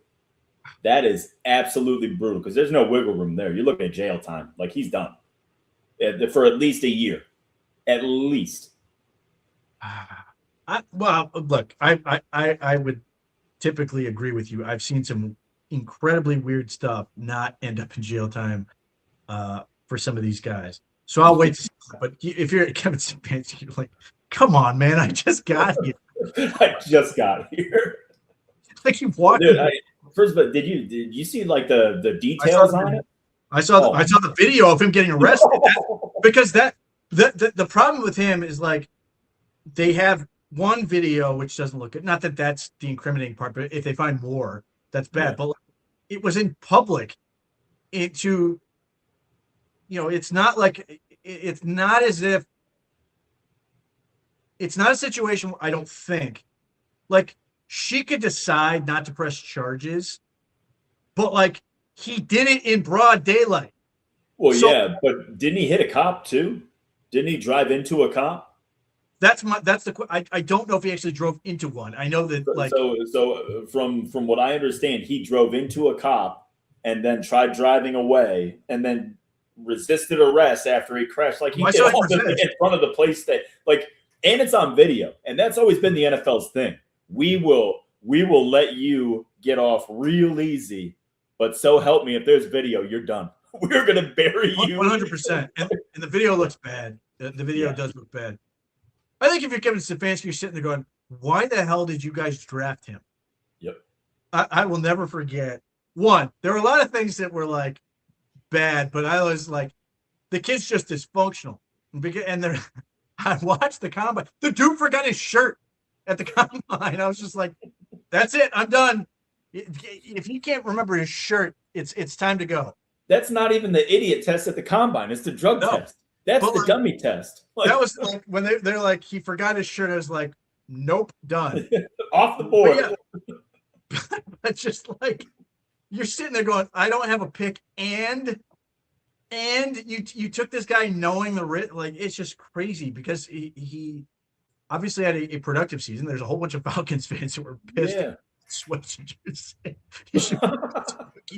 I read a couple of those. And then, and then it's like, and he's done. Like, obviously, I'm not going to speak to the legal process, because I've seen things like 5 years. Yeah. But, like, the NFL's going to be like, yeah. I imagine they just called the Falcons, don't plan on seeing him for a while. And that's the thing, too, is, like, if you look at the stuff he's getting charged with, it's not even the bad stuff. Like him hitting the cop and like all that. Like, yeah, it's bad, but the stalking and the harassment and all that, like that's scary. That's like something's wrong with this dude for sure. It was out there beforehand. And not just that, Pete. Think about this. Think about not only were those questions were out there. There were character concerns. There were issues, right? Not only did you take him in the first round, but you used 2 draft picks to get that guy. Like, man, you want to talk about a calculated risk that just blew up in your face. And poor Kevin Stefanski has to pick up the pieces. Just like there's an element that's just like it just never ends. Yeah. So yeah, not a great day for him. Good luck, Matt Ryan, with your first big task you've got to deal with. This is sort of the role they put him in, which is I'm curious on that element in itself. Is he going to be the guy that's like out there doing this stuff, or is he going to make the GM do it? Is he going to make the head coach do it? Or, I'm very curious to see that, because at some point, very soon at the combine. Oh yeah, Stefanski's getting asked about that. Their GM's going to get asked about that. I don't know if Matt Ryan's going to be there or not. But yeah, those questions are coming, and I know what Kevin Stefanski will say. I don't know about the other people. So I want to go to chat real quick. So Jeffrey Champion is asking what free agent veteran receiver would we be interested in? I will speak for myself first. Honestly, nobody. I have no interest in any veteran wide receiver. They're all going to be overpriced, and none of them are going to represent what we need, which is a number 1 receiver. And look, I shouldn't say number 1 receiver, because if we got another Jerry Jeudy, if we got a guy that is a fringe 1 but a strong 2, I'd be okay with that too. That would be an upgrade for our receiver room. But we cannot add a middling veteran free agent. We cannot add a 4th or a 5th rounder in the draft and expect that that's going to move the needle at all. We need to add premium high-end talent that can create on their own and that can create after the ball's in their hands. That's just my opinion on that. Pete, you take it away. None. Zero.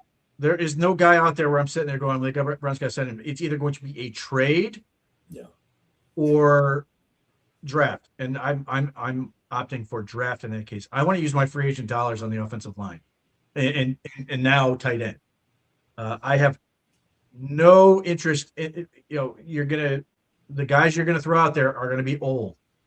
The Browns are clearly telling you that that's not where their interests are. Now they will fill holes at the bottom of the roster with guys who are potentially older, or maybe there's but I think even some of those, if it's going to be stopgaps, it's going to be like linemen. Yeah, and Chris, I didn't mean another guy with inconsistent hands. Okay, I was talking about Jerry Jeudy's talent. All right, I know the hands are an issue. That's not what I'm looking for. I happen to be a believer in Jerry Jeudy's athleticism and football acumen. I feel like when he's on a bad team, that's when he's his absolute worst. I think he's his own worst enemy. If he's on a good team that is like focused and like all moving in the same direction, I think he's great. I forget where I heard it, but I heard that Jameis Winston was instrumental in keeping Jerry Jeudy focused and upbeat and positive for that season. You heard that? You've heard that? I did hear. Was that you? Was that on this show, or was that just OBR? The OBR has covered that. Well, that's probably who it was. It was probably Lane. And I don't rule out the possibility that they could bring Jameis back. Yeah. I don't think it's a huge likelihood, but it was really telling that how very excited Jameis was for the passing game coordinator. Yeah. He came out with a full-throated endorsement on that, which was interesting. As far as Jeudy goes, 1, I think the offense will be good for him. And 2, it's just quarterback. They need a quarterback. If they get a quarterback and get him the ball, he will thrive. Get him the ball on time, and he can be good. If you just average out his first 2 seasons and get somewhere in the middle of that, people will be fine with what he does. But the only receiver that sort of makes sense from a age / potential upside element is Alec Pierce. And for my money, Jerry Jeudy's better than Alec Pierce. And you'd be paying more money for Alec Pierce than Jerry Jeudy. Jerry Jeudy is a good, talented player, and he is instant offense. And that's where I'm really excited. That's part of again, whether it's Mekhi Lemon or Cardinal Tate, this is one of the reasons I really like Mekhi Lemon, is because I think it really helps Jerry Jeudy, where if you've got all this stuff in the middle of the field and Jerry Judy's on the outside or whatever, he has shown, like, you go back to 2024 and you saw glimpses of this in 2025. He gets the ball in space and he's just gone. Yep. He's like the Denver game with Jameis. Yeah. It's the best defense in football. And nobody had an answer for him that night. Right. Like, this is what people do. They, like, you take a bad offense and you immediately want to get rid of everybody. It's silly. Like, Jerry Jeudy had, there are people. Look, he had 1,200 yards for this team. Thank you. And look, and not to interrupt, but again, Joe and Pete love Jeudy apparently. Look, it's not I don't think this guy's a second coming, but it's like, look at our offense. Jerry Jeudy's my last problem. He has so many issues. And you want to talk about my only talented receiver? Is he great? No. Does he drop the ball? Hell yeah. Way too much. And when we're struggling, he's at his worst. He's a bad player for a bad team. But damn it, man, if we can turn this thing around, he's freaking talented. I just reject the notion he's number 3. That's insane to me, because on the right day, he's the number 1 and he's killing you. He is making the football game for you. Obviously, there are games where he's not consistent, and that's why I need to get another guy, a number 1, that's going to be the high volume guy. That's going to be because, like, when you forget about Jerry Jeudy, he can kill you. Mm-hmm. And look, I'm sorry, man. Yeah, you're looking at literally 5 positions on the offensive line to take precedence over replacing Jerry Jeudy. You're looking at an inline tight end that you need to figure out before you replace Jerry Jeudy. And yes, it would be wonderful if we can get a number 1 wide receiver and move him to number 2. Yep. But man, he's just like, he is very far from the biggest problem on the Browns offense. He really, really is. And that's the only thing that I try to argue. I am certainly not trying to justify the drops and the inconsistent play. And like we all know, like we've seen it since he's got into the league. You can talk to any of those Denver Broncos analysts. They'll tell you right now, this is Jerry Jeudy. This is who he is. When things are going bad, he's at his worst. He's not a winning player. He's not this, that, or the other. I get all of that, but you can't take away his talent, and you can't take away that when things are going good, holy man, he can be very impactful. And that's all that we're trying to say. It's like, I get it. We need a number 1 receiver. I want to do better than Jerry Jeudy, but Jerry Jeudy is very far from the biggest problem on this offense. That's the only thing Pete and I are trying to say. You know who Jerry Jeudy has consistently beaten? The Pittsburgh Steelers. He's been here 2 years. He's delivered game-winning performances against Pittsburgh Steelers. He destroyed them in the snow. And then last year with Shedeur Sanders, who was the guy who made the big play that helped set up the field goal. It was Jerry Jeudy. Like, he came up with a number of clutch plays to beat the Steelers. Like, this is the element where I think people get too caught up on the other crap and they just ignore the fact that he does make really good plays. And like, I look at like the 49ers game where he could have easily had 125 yards and a touchdown if he just got the ball. Yep.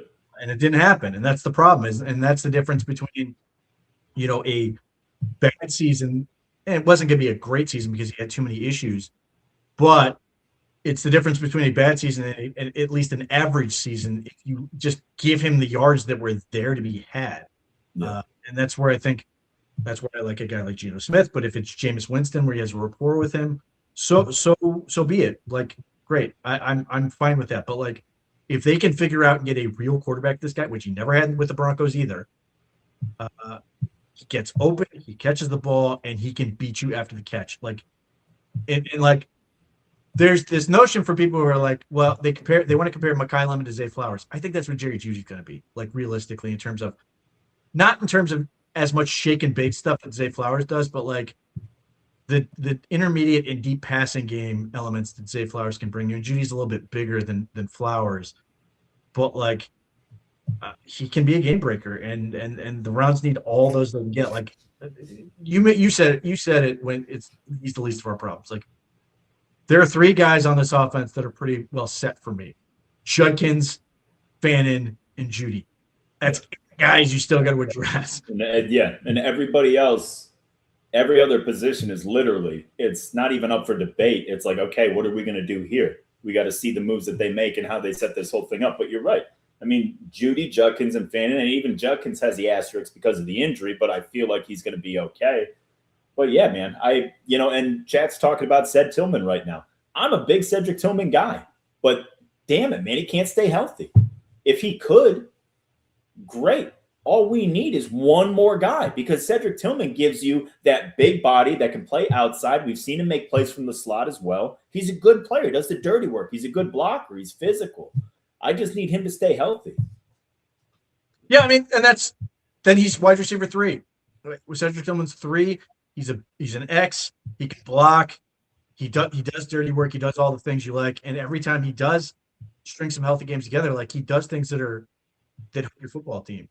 And then that's before getting to Fannin, which you have to include in that thing. So that's where you go, well, the Browns need this many receivers. 1, I don't think they do, but 2, get another one receiver. You have Judy, you have Fannin, and then you're getting to Cedric Tillman and Isaiah Bond and those guys. Like I'm okay with that. And again, if for whatever reason that's not enough, then come back in 2027 and get another wide receiver. Like that's my whole thought process with that. Well, and like you said, there's never going to be a down year for wide receivers in the draft. Never. It's just one of those positions now, man. These kids are growing on trees. They're all big, fast, physical, impressive. Like there's going to be wide receivers every single year. And again, we've been railing on it all show, but we need a starter. We need a number 1 or a number 2 that's going to bump everybody else down the pecking order and basically improve. I mean, when your number 2 receiver gets bumped to number 3, that means your number 3 receiver is now better, and 3 going to 4, and vice versa. It's the whole way down. Everybody gets better in those scenarios. So we got to add one guy. Now the problem is the offensive line because we have all those positions to fill, but we don't need 5 first-round picks on the offensive line. We just need capable starters. We need capable players. We need to get as much talent as we can, obviously, but you don't need 5 Pro Bowlers across the offensive line in order to be a successful offense. No, but it would help. Yes, I mean, it would help. I wouldn't hate 5 Pro Bowlers on the same line. No, of course, but we're going to find out this offseason, Pete. They have to use every resource available to them. That's free agent dollars. That I don't know if there's a trade out there, but theoretically, they have to use the draft. And then, I've advocated and will continue to advocate, bring in a whole bunch of guys and undrafted free agents. Do what you did this is where it annoys me. Kevin Stefanski's not here. I would love them to take the same approach they did last year, where they just bring in a million tryout players and see if anybody guys look good and say, figure it out. Because I think they've got 2 assistant offensive line coaches too, and just coach dudes up and figure it out until you get a good 8 to 10 guys that you can count on and develop and build up. And if you've got a couple stopgaps that can, hopefully, be developed behind and get them figured out and earn starting jobs and get this thing going. And there's going to be an element to this where I want them to learn very quickly, but, there's going to be a learning process. The same way the Patriots just did it with a rookie left side. It has its bumps, and it's not going to be always pretty, but they've got to get the people to work on that. It's probably going to take more than 1 year in terms of finalizing what you need. Yeah. You can do a whole lot of damage in 1 year to really set that thing up. Yeah, agreed. So going back to the chat, we've got a question now. Pete, Justin Jefferson having issues with the Vikings. Would you potentially trade for him? No. Yeah. And I would, to piggyback on that, I'm sorry, go ahead. It's just too expensive. I mean, they don't have the resources to give up for that, as good as he is. Yeah. I don't think their schedules align particularly well, but he's a $40 million receiver. Yeah.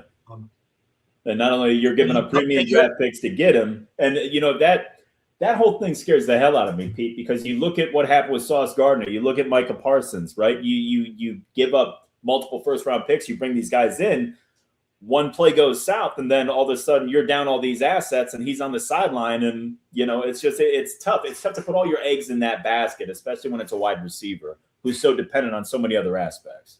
Well, if they had a quarterback, that's a totally different thing. Yeah, I mean, if you're like, man, we've got a stud quarterback, we're trying to surround him with weapons, we're going to make a real pitch at this thing. Yeah, okay. No, I don't think it's going to happen. I don't think he's leaving Minnesota. I think they're going to trade the other dude and go that route. But nevertheless, yeah, I mean, you can't bring in what would be, I think a combination of like $60 million of wide receivers. Yeah. Have Schwartz Sanders be the quarterback unless he's going to get a whole lot better in a real short amount of time. And I have not seen anything to be able to be like, yeah, that's definitely going to happen. We can absolutely do this. Yeah. I agree with you right there. And look, they're not in a position where they're close enough that a calculated risk like that is even remotely worth it. Would I love to click my heels and have Justin Jefferson on the Browns? Hell yeah. He's awesome.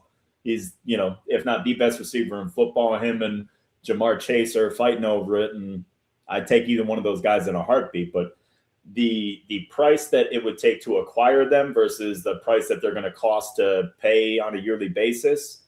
And, I always worry about a guy on his second contract, that big of an investment. Like the best years are behind him. I feel like you're bringing on that player for the fall from elite to overpaid. No, you bring him in because you think he's going to be the last big piece. Well, yeah, of course. As it stands, I watched how much he loved playing with Max Brosmer. He will stuff Shedeur Sanders in a trash can at some point if he's here. I mean, like, he was incredibly frustrated with the quarterback play because he was open and they couldn't get him the ball. So, yeah, the Browns are not going to solve that problem for him. And look, it's going to be – I expect it to be no different than Myles Garrett. Minnesota's like, yeah, we're not moving him. Of course we're not. Yeah. No, I'll agree with that. So, Pete, I wanted to go over some stuff because we're starting to get into mock draft season, right? And I wanted to go – I've got 5 mock drafts here with what they did for the Browns, and I would love to get your opinion on these mock drafts. I know there's one that you're definitely going to like, but let's start with Palazzola and Munson, right? The Check the Mic podcast. They've got Carnell Tate at 6, Caden Proctor at 24. Look, Carnell Tate's fine. I'm not interested in Caden Proctor. Now, here's the question. What does Todd Monken want to do? Because maybe Todd Monken loves the idea of getting Caden Proctor. I don't, because, and look, unless you're very comfortable with him being a guard, and then I still have some questions, but at least if you think he's a guard, that's more realistic. I do not think he's a reasonable tackle. So what's your issue with him at tackle? You don't think he has the athleticism for it, or what's your hang up with him at tackle? I don't find him to be a very good run blocker at tackle. I don't think I worry about him against speed and quickness against NFL level athletes. And like, obviously it was early in his career, but what little Harold Perkins did to that man is difficult to forget. It was just, he could not deal with the speed. He could not deal with Harold Perkins. Come on now. Cut him some slack. Harold Perkins is really good. But like, I worry about those type of guys because there's too many guys too many teams that can play speed and just dip around the edge. And like, I do not want to see Caden Proctor have to deal with Nick Herbig. I do not want to see him deal with those type of rushers because I just don't think it's going to be a good matchup for him. And again, I've said this all along. I am terrified. I don't think he's fat. Yeah. But it's weight on his joints. Endlessly. And I think that he's a mountain. He's a big kid. It worries me in terms of how well he can hold up physically over the course of time, particularly in your joints, as we saw with DeJuan Jones. And DeJuan Jones is similar deal. He's just a big human. It also worries me in terms of things like tempo. Mm-hmm. If you want to be able to go no huddle, you want to be able to rush the line of scrimmage. I worry about guys who are practically 400 pounds or 370, let's be kind, and being able to keep up with that type of thing, because I think you're going to get into a situation where they cannot keep up over the course of a game, and they're going to wear it out. So there are guys who have done it, can be effective in it, but it just scares the crap out of me because like the second they start getting hurt, it just seems to be endless. And DeJuan Jones has some really bad luck, but like Mekhi Becton has had a bunch of lower leg issues and stuff, and then had one really promising year with the Philadelphia Eagles, signed a big hefty contract with the Chargers, and went right back to being kind of meh. So like those, look, these are giant human beings, but like to me, there is a limit where it's just like too much. So Chris, Luck out of Iowa. Are you talking about the guard? Because we got Dunker, right? And then who's the other guard? Bo something. Bo. The other guard is Bo Stevens. Yeah, Bo Stevens. Who's he talking about? Is that the center? The center is.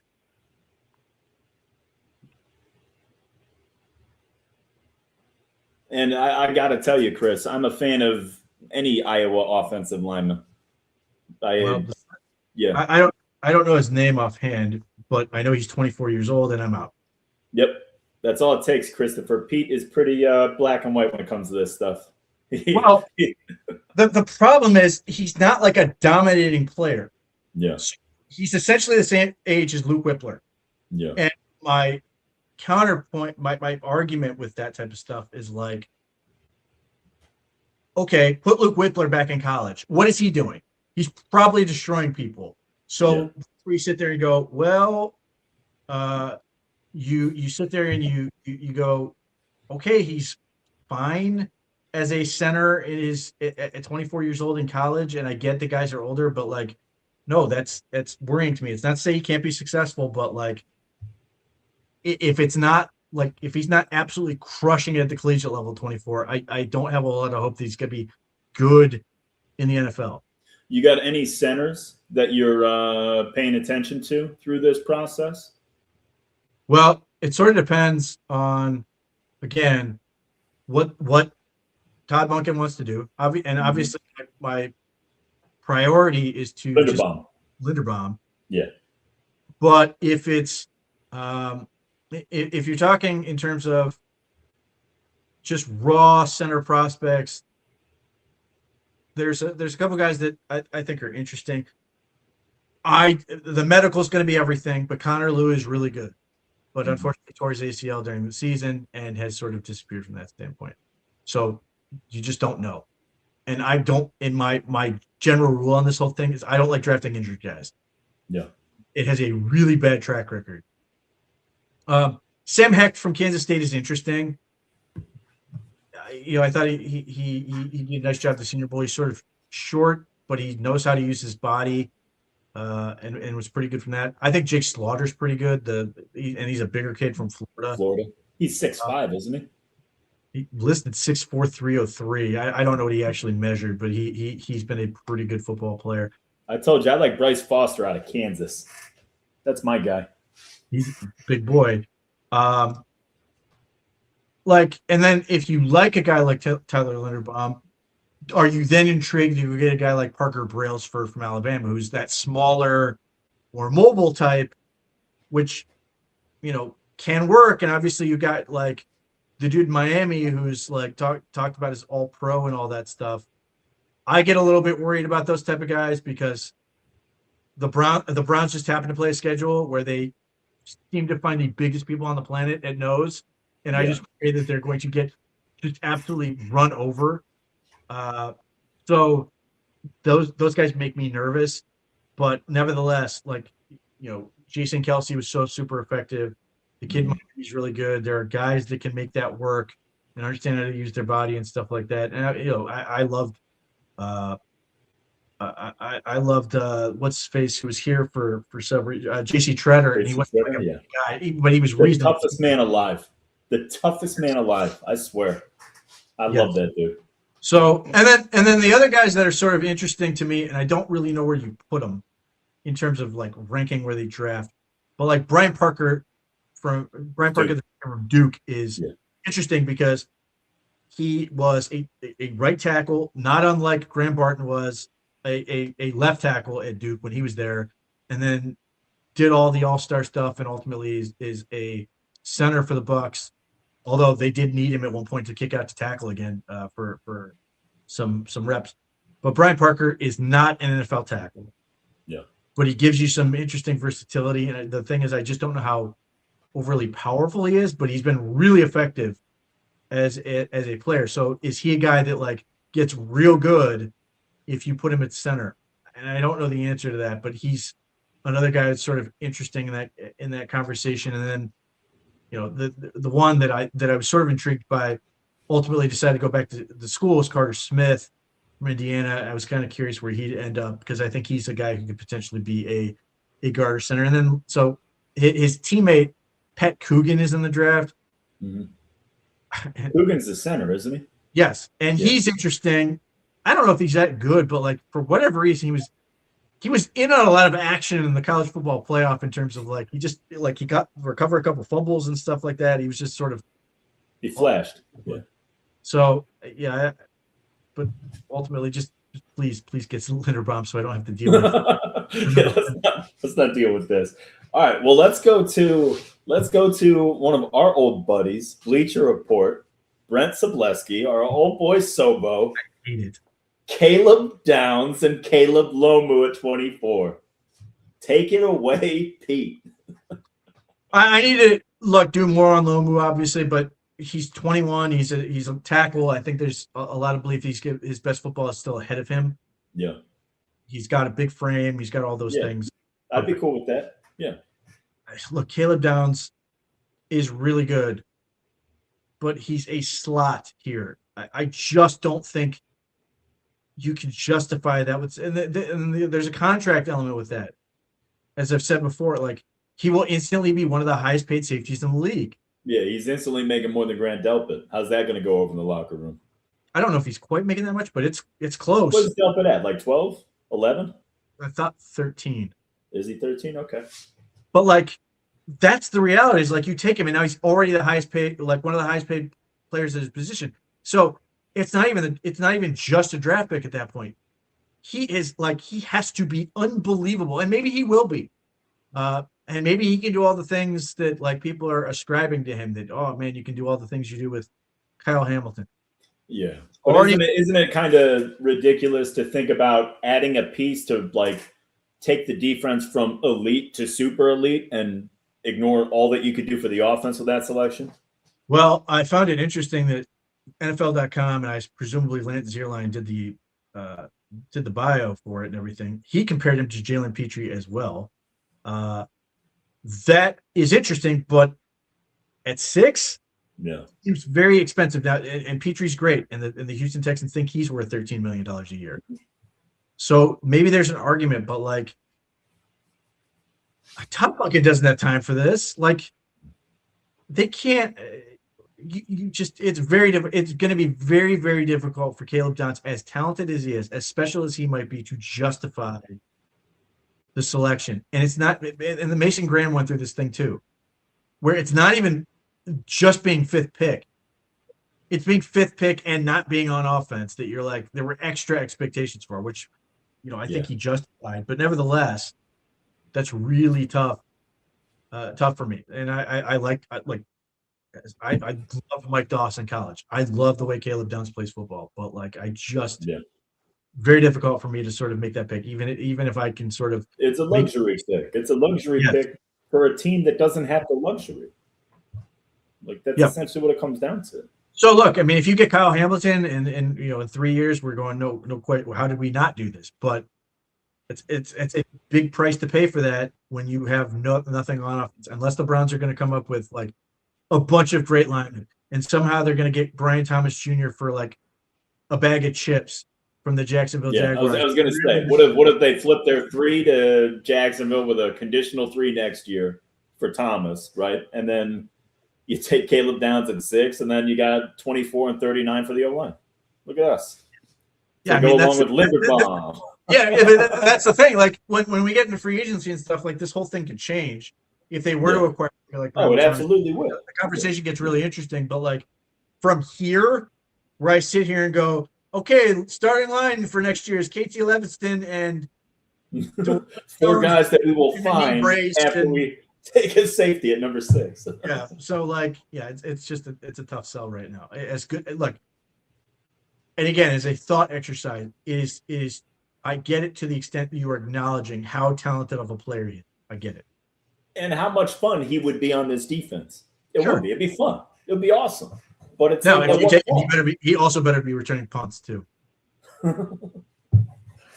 Well, yeah. I mean, unless we bring Gage back, we're going to need a punt returner anyway. So there you go, Pete. Maybe it does make more sense. Yeah.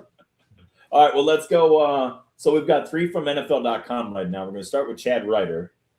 I've got Mekhi Lemon at 6, Caleb Lomo at 24, Davison Igbinosun at 39, and then third round. I want to say we're pick 73 or 70 maybe 70. Yeah.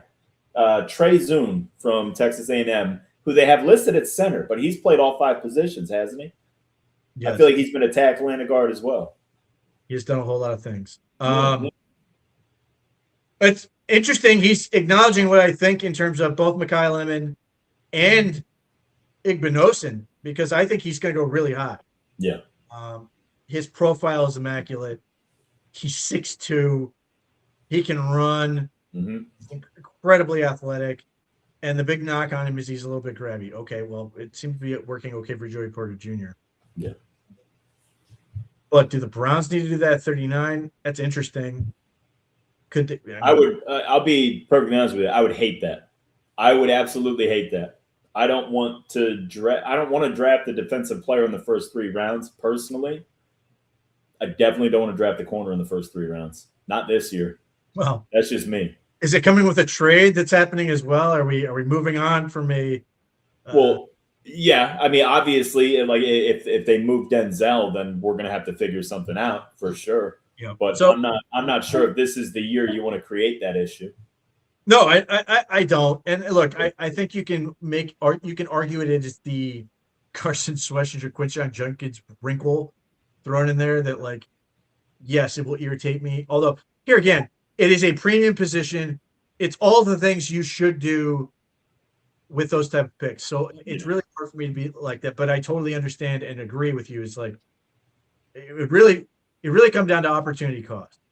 What else is sitting? Obviously, I'm not looking at it, but it's like, what else is sitting there where you're sitting going, no, I can't pass over this for a corner here. Yeah. Well, and that's always going to be the thing, is what the actual board looks like at the time of the pick. You know, so because we can look at a mock with just 2 names and be like, oh, I don't know, but we don't know who's available. But in terms of Lemon, phenomenal. Again, I think you're going to see a lot of this as we move along. I think when teams get back from the combine, I will not be shocked if he's moving up and up and up and up. Yeah. It was Lomo again. Yeah. Lemon, Lomo, Igbinosun, and Zoom. The Zune one is really interesting because I think he's a big boy. So it's curious to be like, he's listed. I don't know what he actually weighs, but he's listed 6'6", 319. What? They got him playing center? That's a huge center. But I mean, it's just that's bigger than Ragno was. That's crazy. Yeah, find the one guy who's taller than Posick. Yeah, so I mean, like that's a weird combination to get. Lomo's tall. Don't get me wrong. But that's a curious fit. But like without getting into the nitty gritty, 3 offensive players, 2 linemen, receiver. They hit all the things, and Igbinosun's a guard. Okay. Well, Daniel Jeremiah. So you're gonna hate this one. Oh, I know. I know. I'm sure you love David Bailey as a player, but he's got David Bailey and Caden Proctor. Just a disgrace. Yep. He used to work for the Ravens. Todd Monken, they handed the pick to David Bailey, and Todd Monken just leaves the building. Look, David Bailey's really good, but if the Browns wanted to do this, and obviously the trade they got was phenomenal. Yeah. Abdul Carter was a way better prospect, and they could have taken him. David Bailey's a good prospect. I don't know that he's quite that good. Yeah. In terms of what he's got. I agree with you. I think he's really talented, and obviously in this defense he could be really good. Yeah. But here again, I don't see a defensive player in the draft that's going to be so overwhelming to me. I don't care. You can tell me Reuben Bain's available, whoever. I don't care. I don't see a guy there that is so compelling. Like, this was the thing, and I got so much crap for this last year. I was like, no, you have to understand, Abdul Carter is literally this good where I can say, like, he's that much better than everybody else. You can take him. And even with Mason Graham, he's a really, really, really, really good player. Yeah. And as much as I can say that for a guy like Caleb Downs, I cannot sit there and go, Caleb Downs is so much better than any player X, in this case for me, Mekhi Lemon, but even if you want to say Carnell Tate, that you can make that move to me. Unless you're going to find out something just otherworldly about character and everything, which I think Caleb Downs is going to come down with. Yeah. I think he's going to have that, but he's also allegedly not going to test as well as, I think they're already sort of setting the expectations a little bit lower on him testing to try to get ahead of that. Whereas, assuming he runs, obviously Carnell Tate should fly. Yeah. Kyle Lemon's not going to run particularly well either. But again, it comes down to the fact that there just isn't a defensive player that's better than the offensive player, better enough, or even better, honestly, than the offensive players could be available at that pick. And then Proctor, just not for me. I'm just no. Yeah. Well, let me ask you about Arvell Reese, right? I love Arvell Reese. I am a little bit surprised that he's getting such run as an edge. I feel like he's an off-ball linebacker that could be an edge in situations in college. I don't know that he's an NFL edge. Like, I feel like he's more off-ball than pass rusher. Well, I think what will happen is he will be off-ball on rundowns and then edge on pass downs. Yeah, like Von Miller. Miller was. Yes. Well, and Micah Parsons when he started out, and what he did with Harold Perkins when the Browns draft him. Yeah, I mean, he's a really, really good player too. I think it's too rich for me. Again, he's not Andrew Carter. He's just not that good to that level. So he very good player. I'm with you on that. Whereas Abdul Carter, like, he is absolutely an edge, and he's going to dominate from the edge and do all the things. Where Arvell Reese, I think there's a little bit of projection there in terms of the things that can make you a little bit nervous in terms of what you're getting, and it could be sort of an awkward transition. I can see a world where Arvell Reese ends up being really, really good, but has a poor rookie season because they can't quite figure out what to do with it. Or has like that kind of early, not necessarily a draft bust, but like maybe a slow starter or something because he doesn't set the world on fire. And he's going to be likely playing for a defense that isn't very good. Yeah. Trying to figure out how to use him. Like, if the Jets take him, they're trying to rebuild the defense. If the Cardinals take him, they're trying to like infuse a defense with talent that just doesn't have very much. So like that, if the Titans get him, they've got nothing. So that's the other problem. It's not like last year where if the Browns took Abdul Carter, he was coming onto a defense with Myles Garrett and all these other dudes. And if the Giants got him, they've got Dexter Lawrence and a bunch of dudes.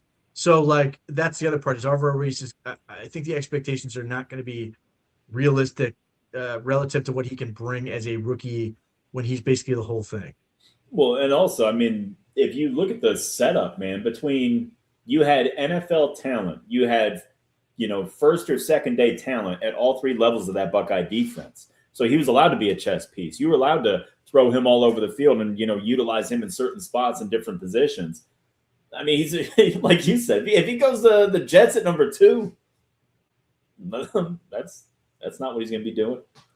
So it's all situation. It's all going to be expectations. I think that's my biggest issue with all of this stuff is that expectations are always miserably out of whack. Always. Like, you can be a damn good NFL player and your box score is never really going to be that great. Like, but people will crush you because, he's a top 10 pick and he didn't do this. He's not leading the league in that, this or the other. All right, so before we skedaddle, we got one more. We got Bucky Brooks, 6th overall, Caleb Lomu, and then 24th, KC Concepcion. So, this is the positions are right.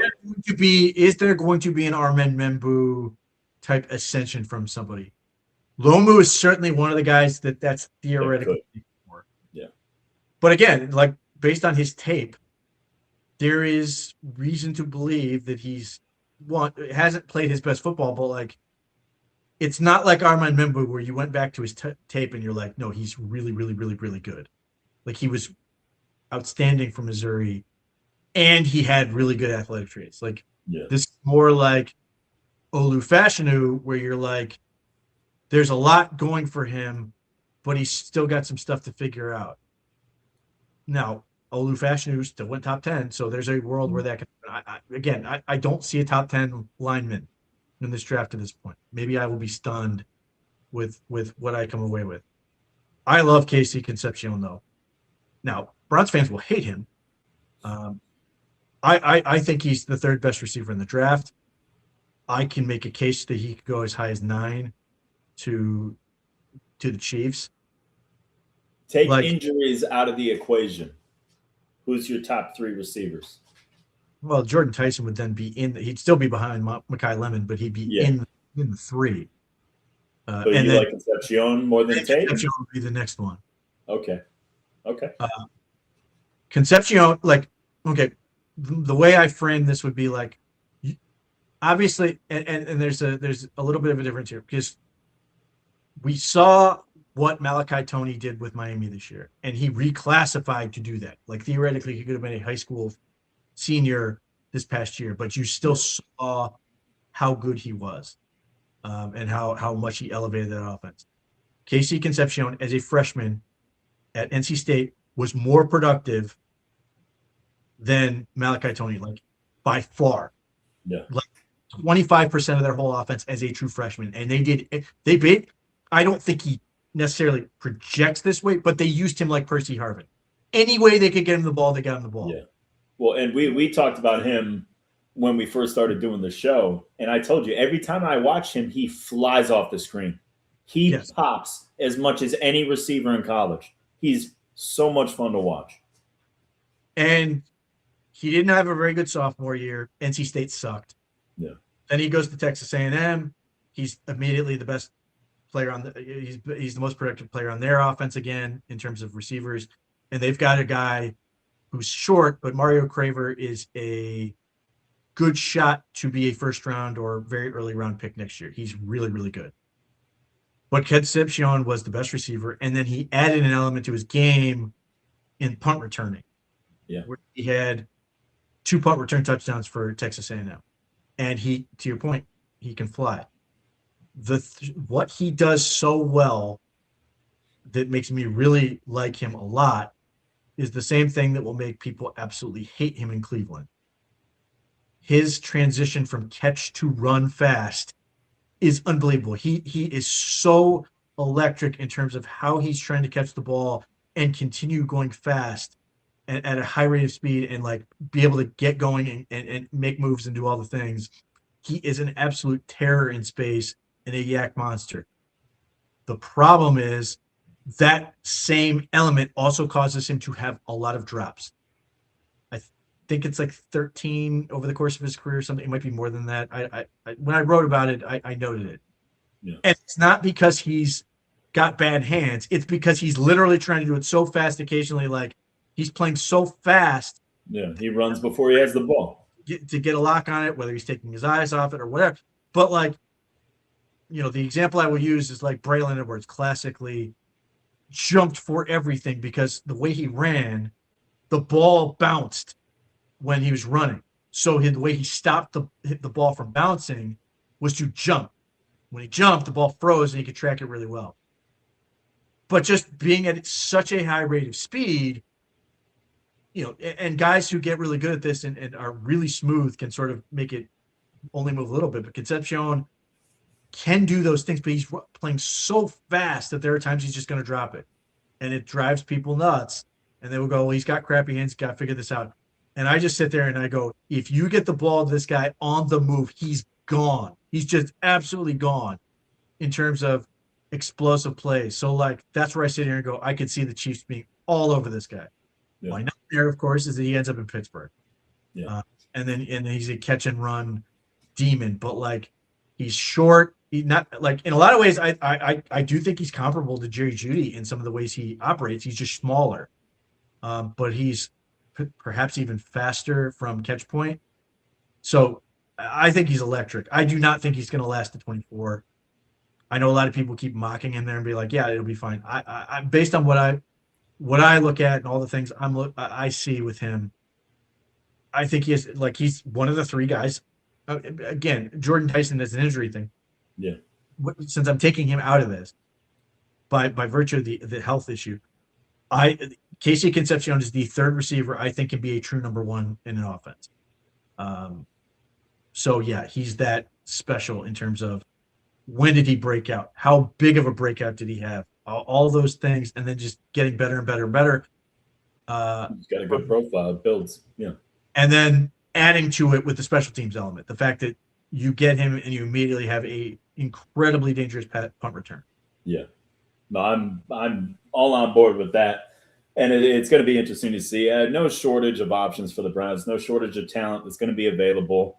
And there's at least enough of a pool in the positions that we need that we're going to be able to fill these holes. Pete, always a pleasure. Excellent show as usual. Guys, thank you so much for sticking with us. Whistle to whistle. Always a pleasure. Thank you to the OBR Streaming Network for hosting us. Thank you for OBR.com being amazing. And guys, check out OBR.com. This is the time to do it. The off season is the absolute best time to hang around those forums, get the input from guys like Lane, guys like Pete, guys like Fred Greetham, Jack Duffin, all of them, man. It's honestly, it's the best Browns website you're going to be able to find. Thank you guys for sticking with us. We appreciate you. We'll catch you guys next week. Always good, Peter. Take it easy, buddy.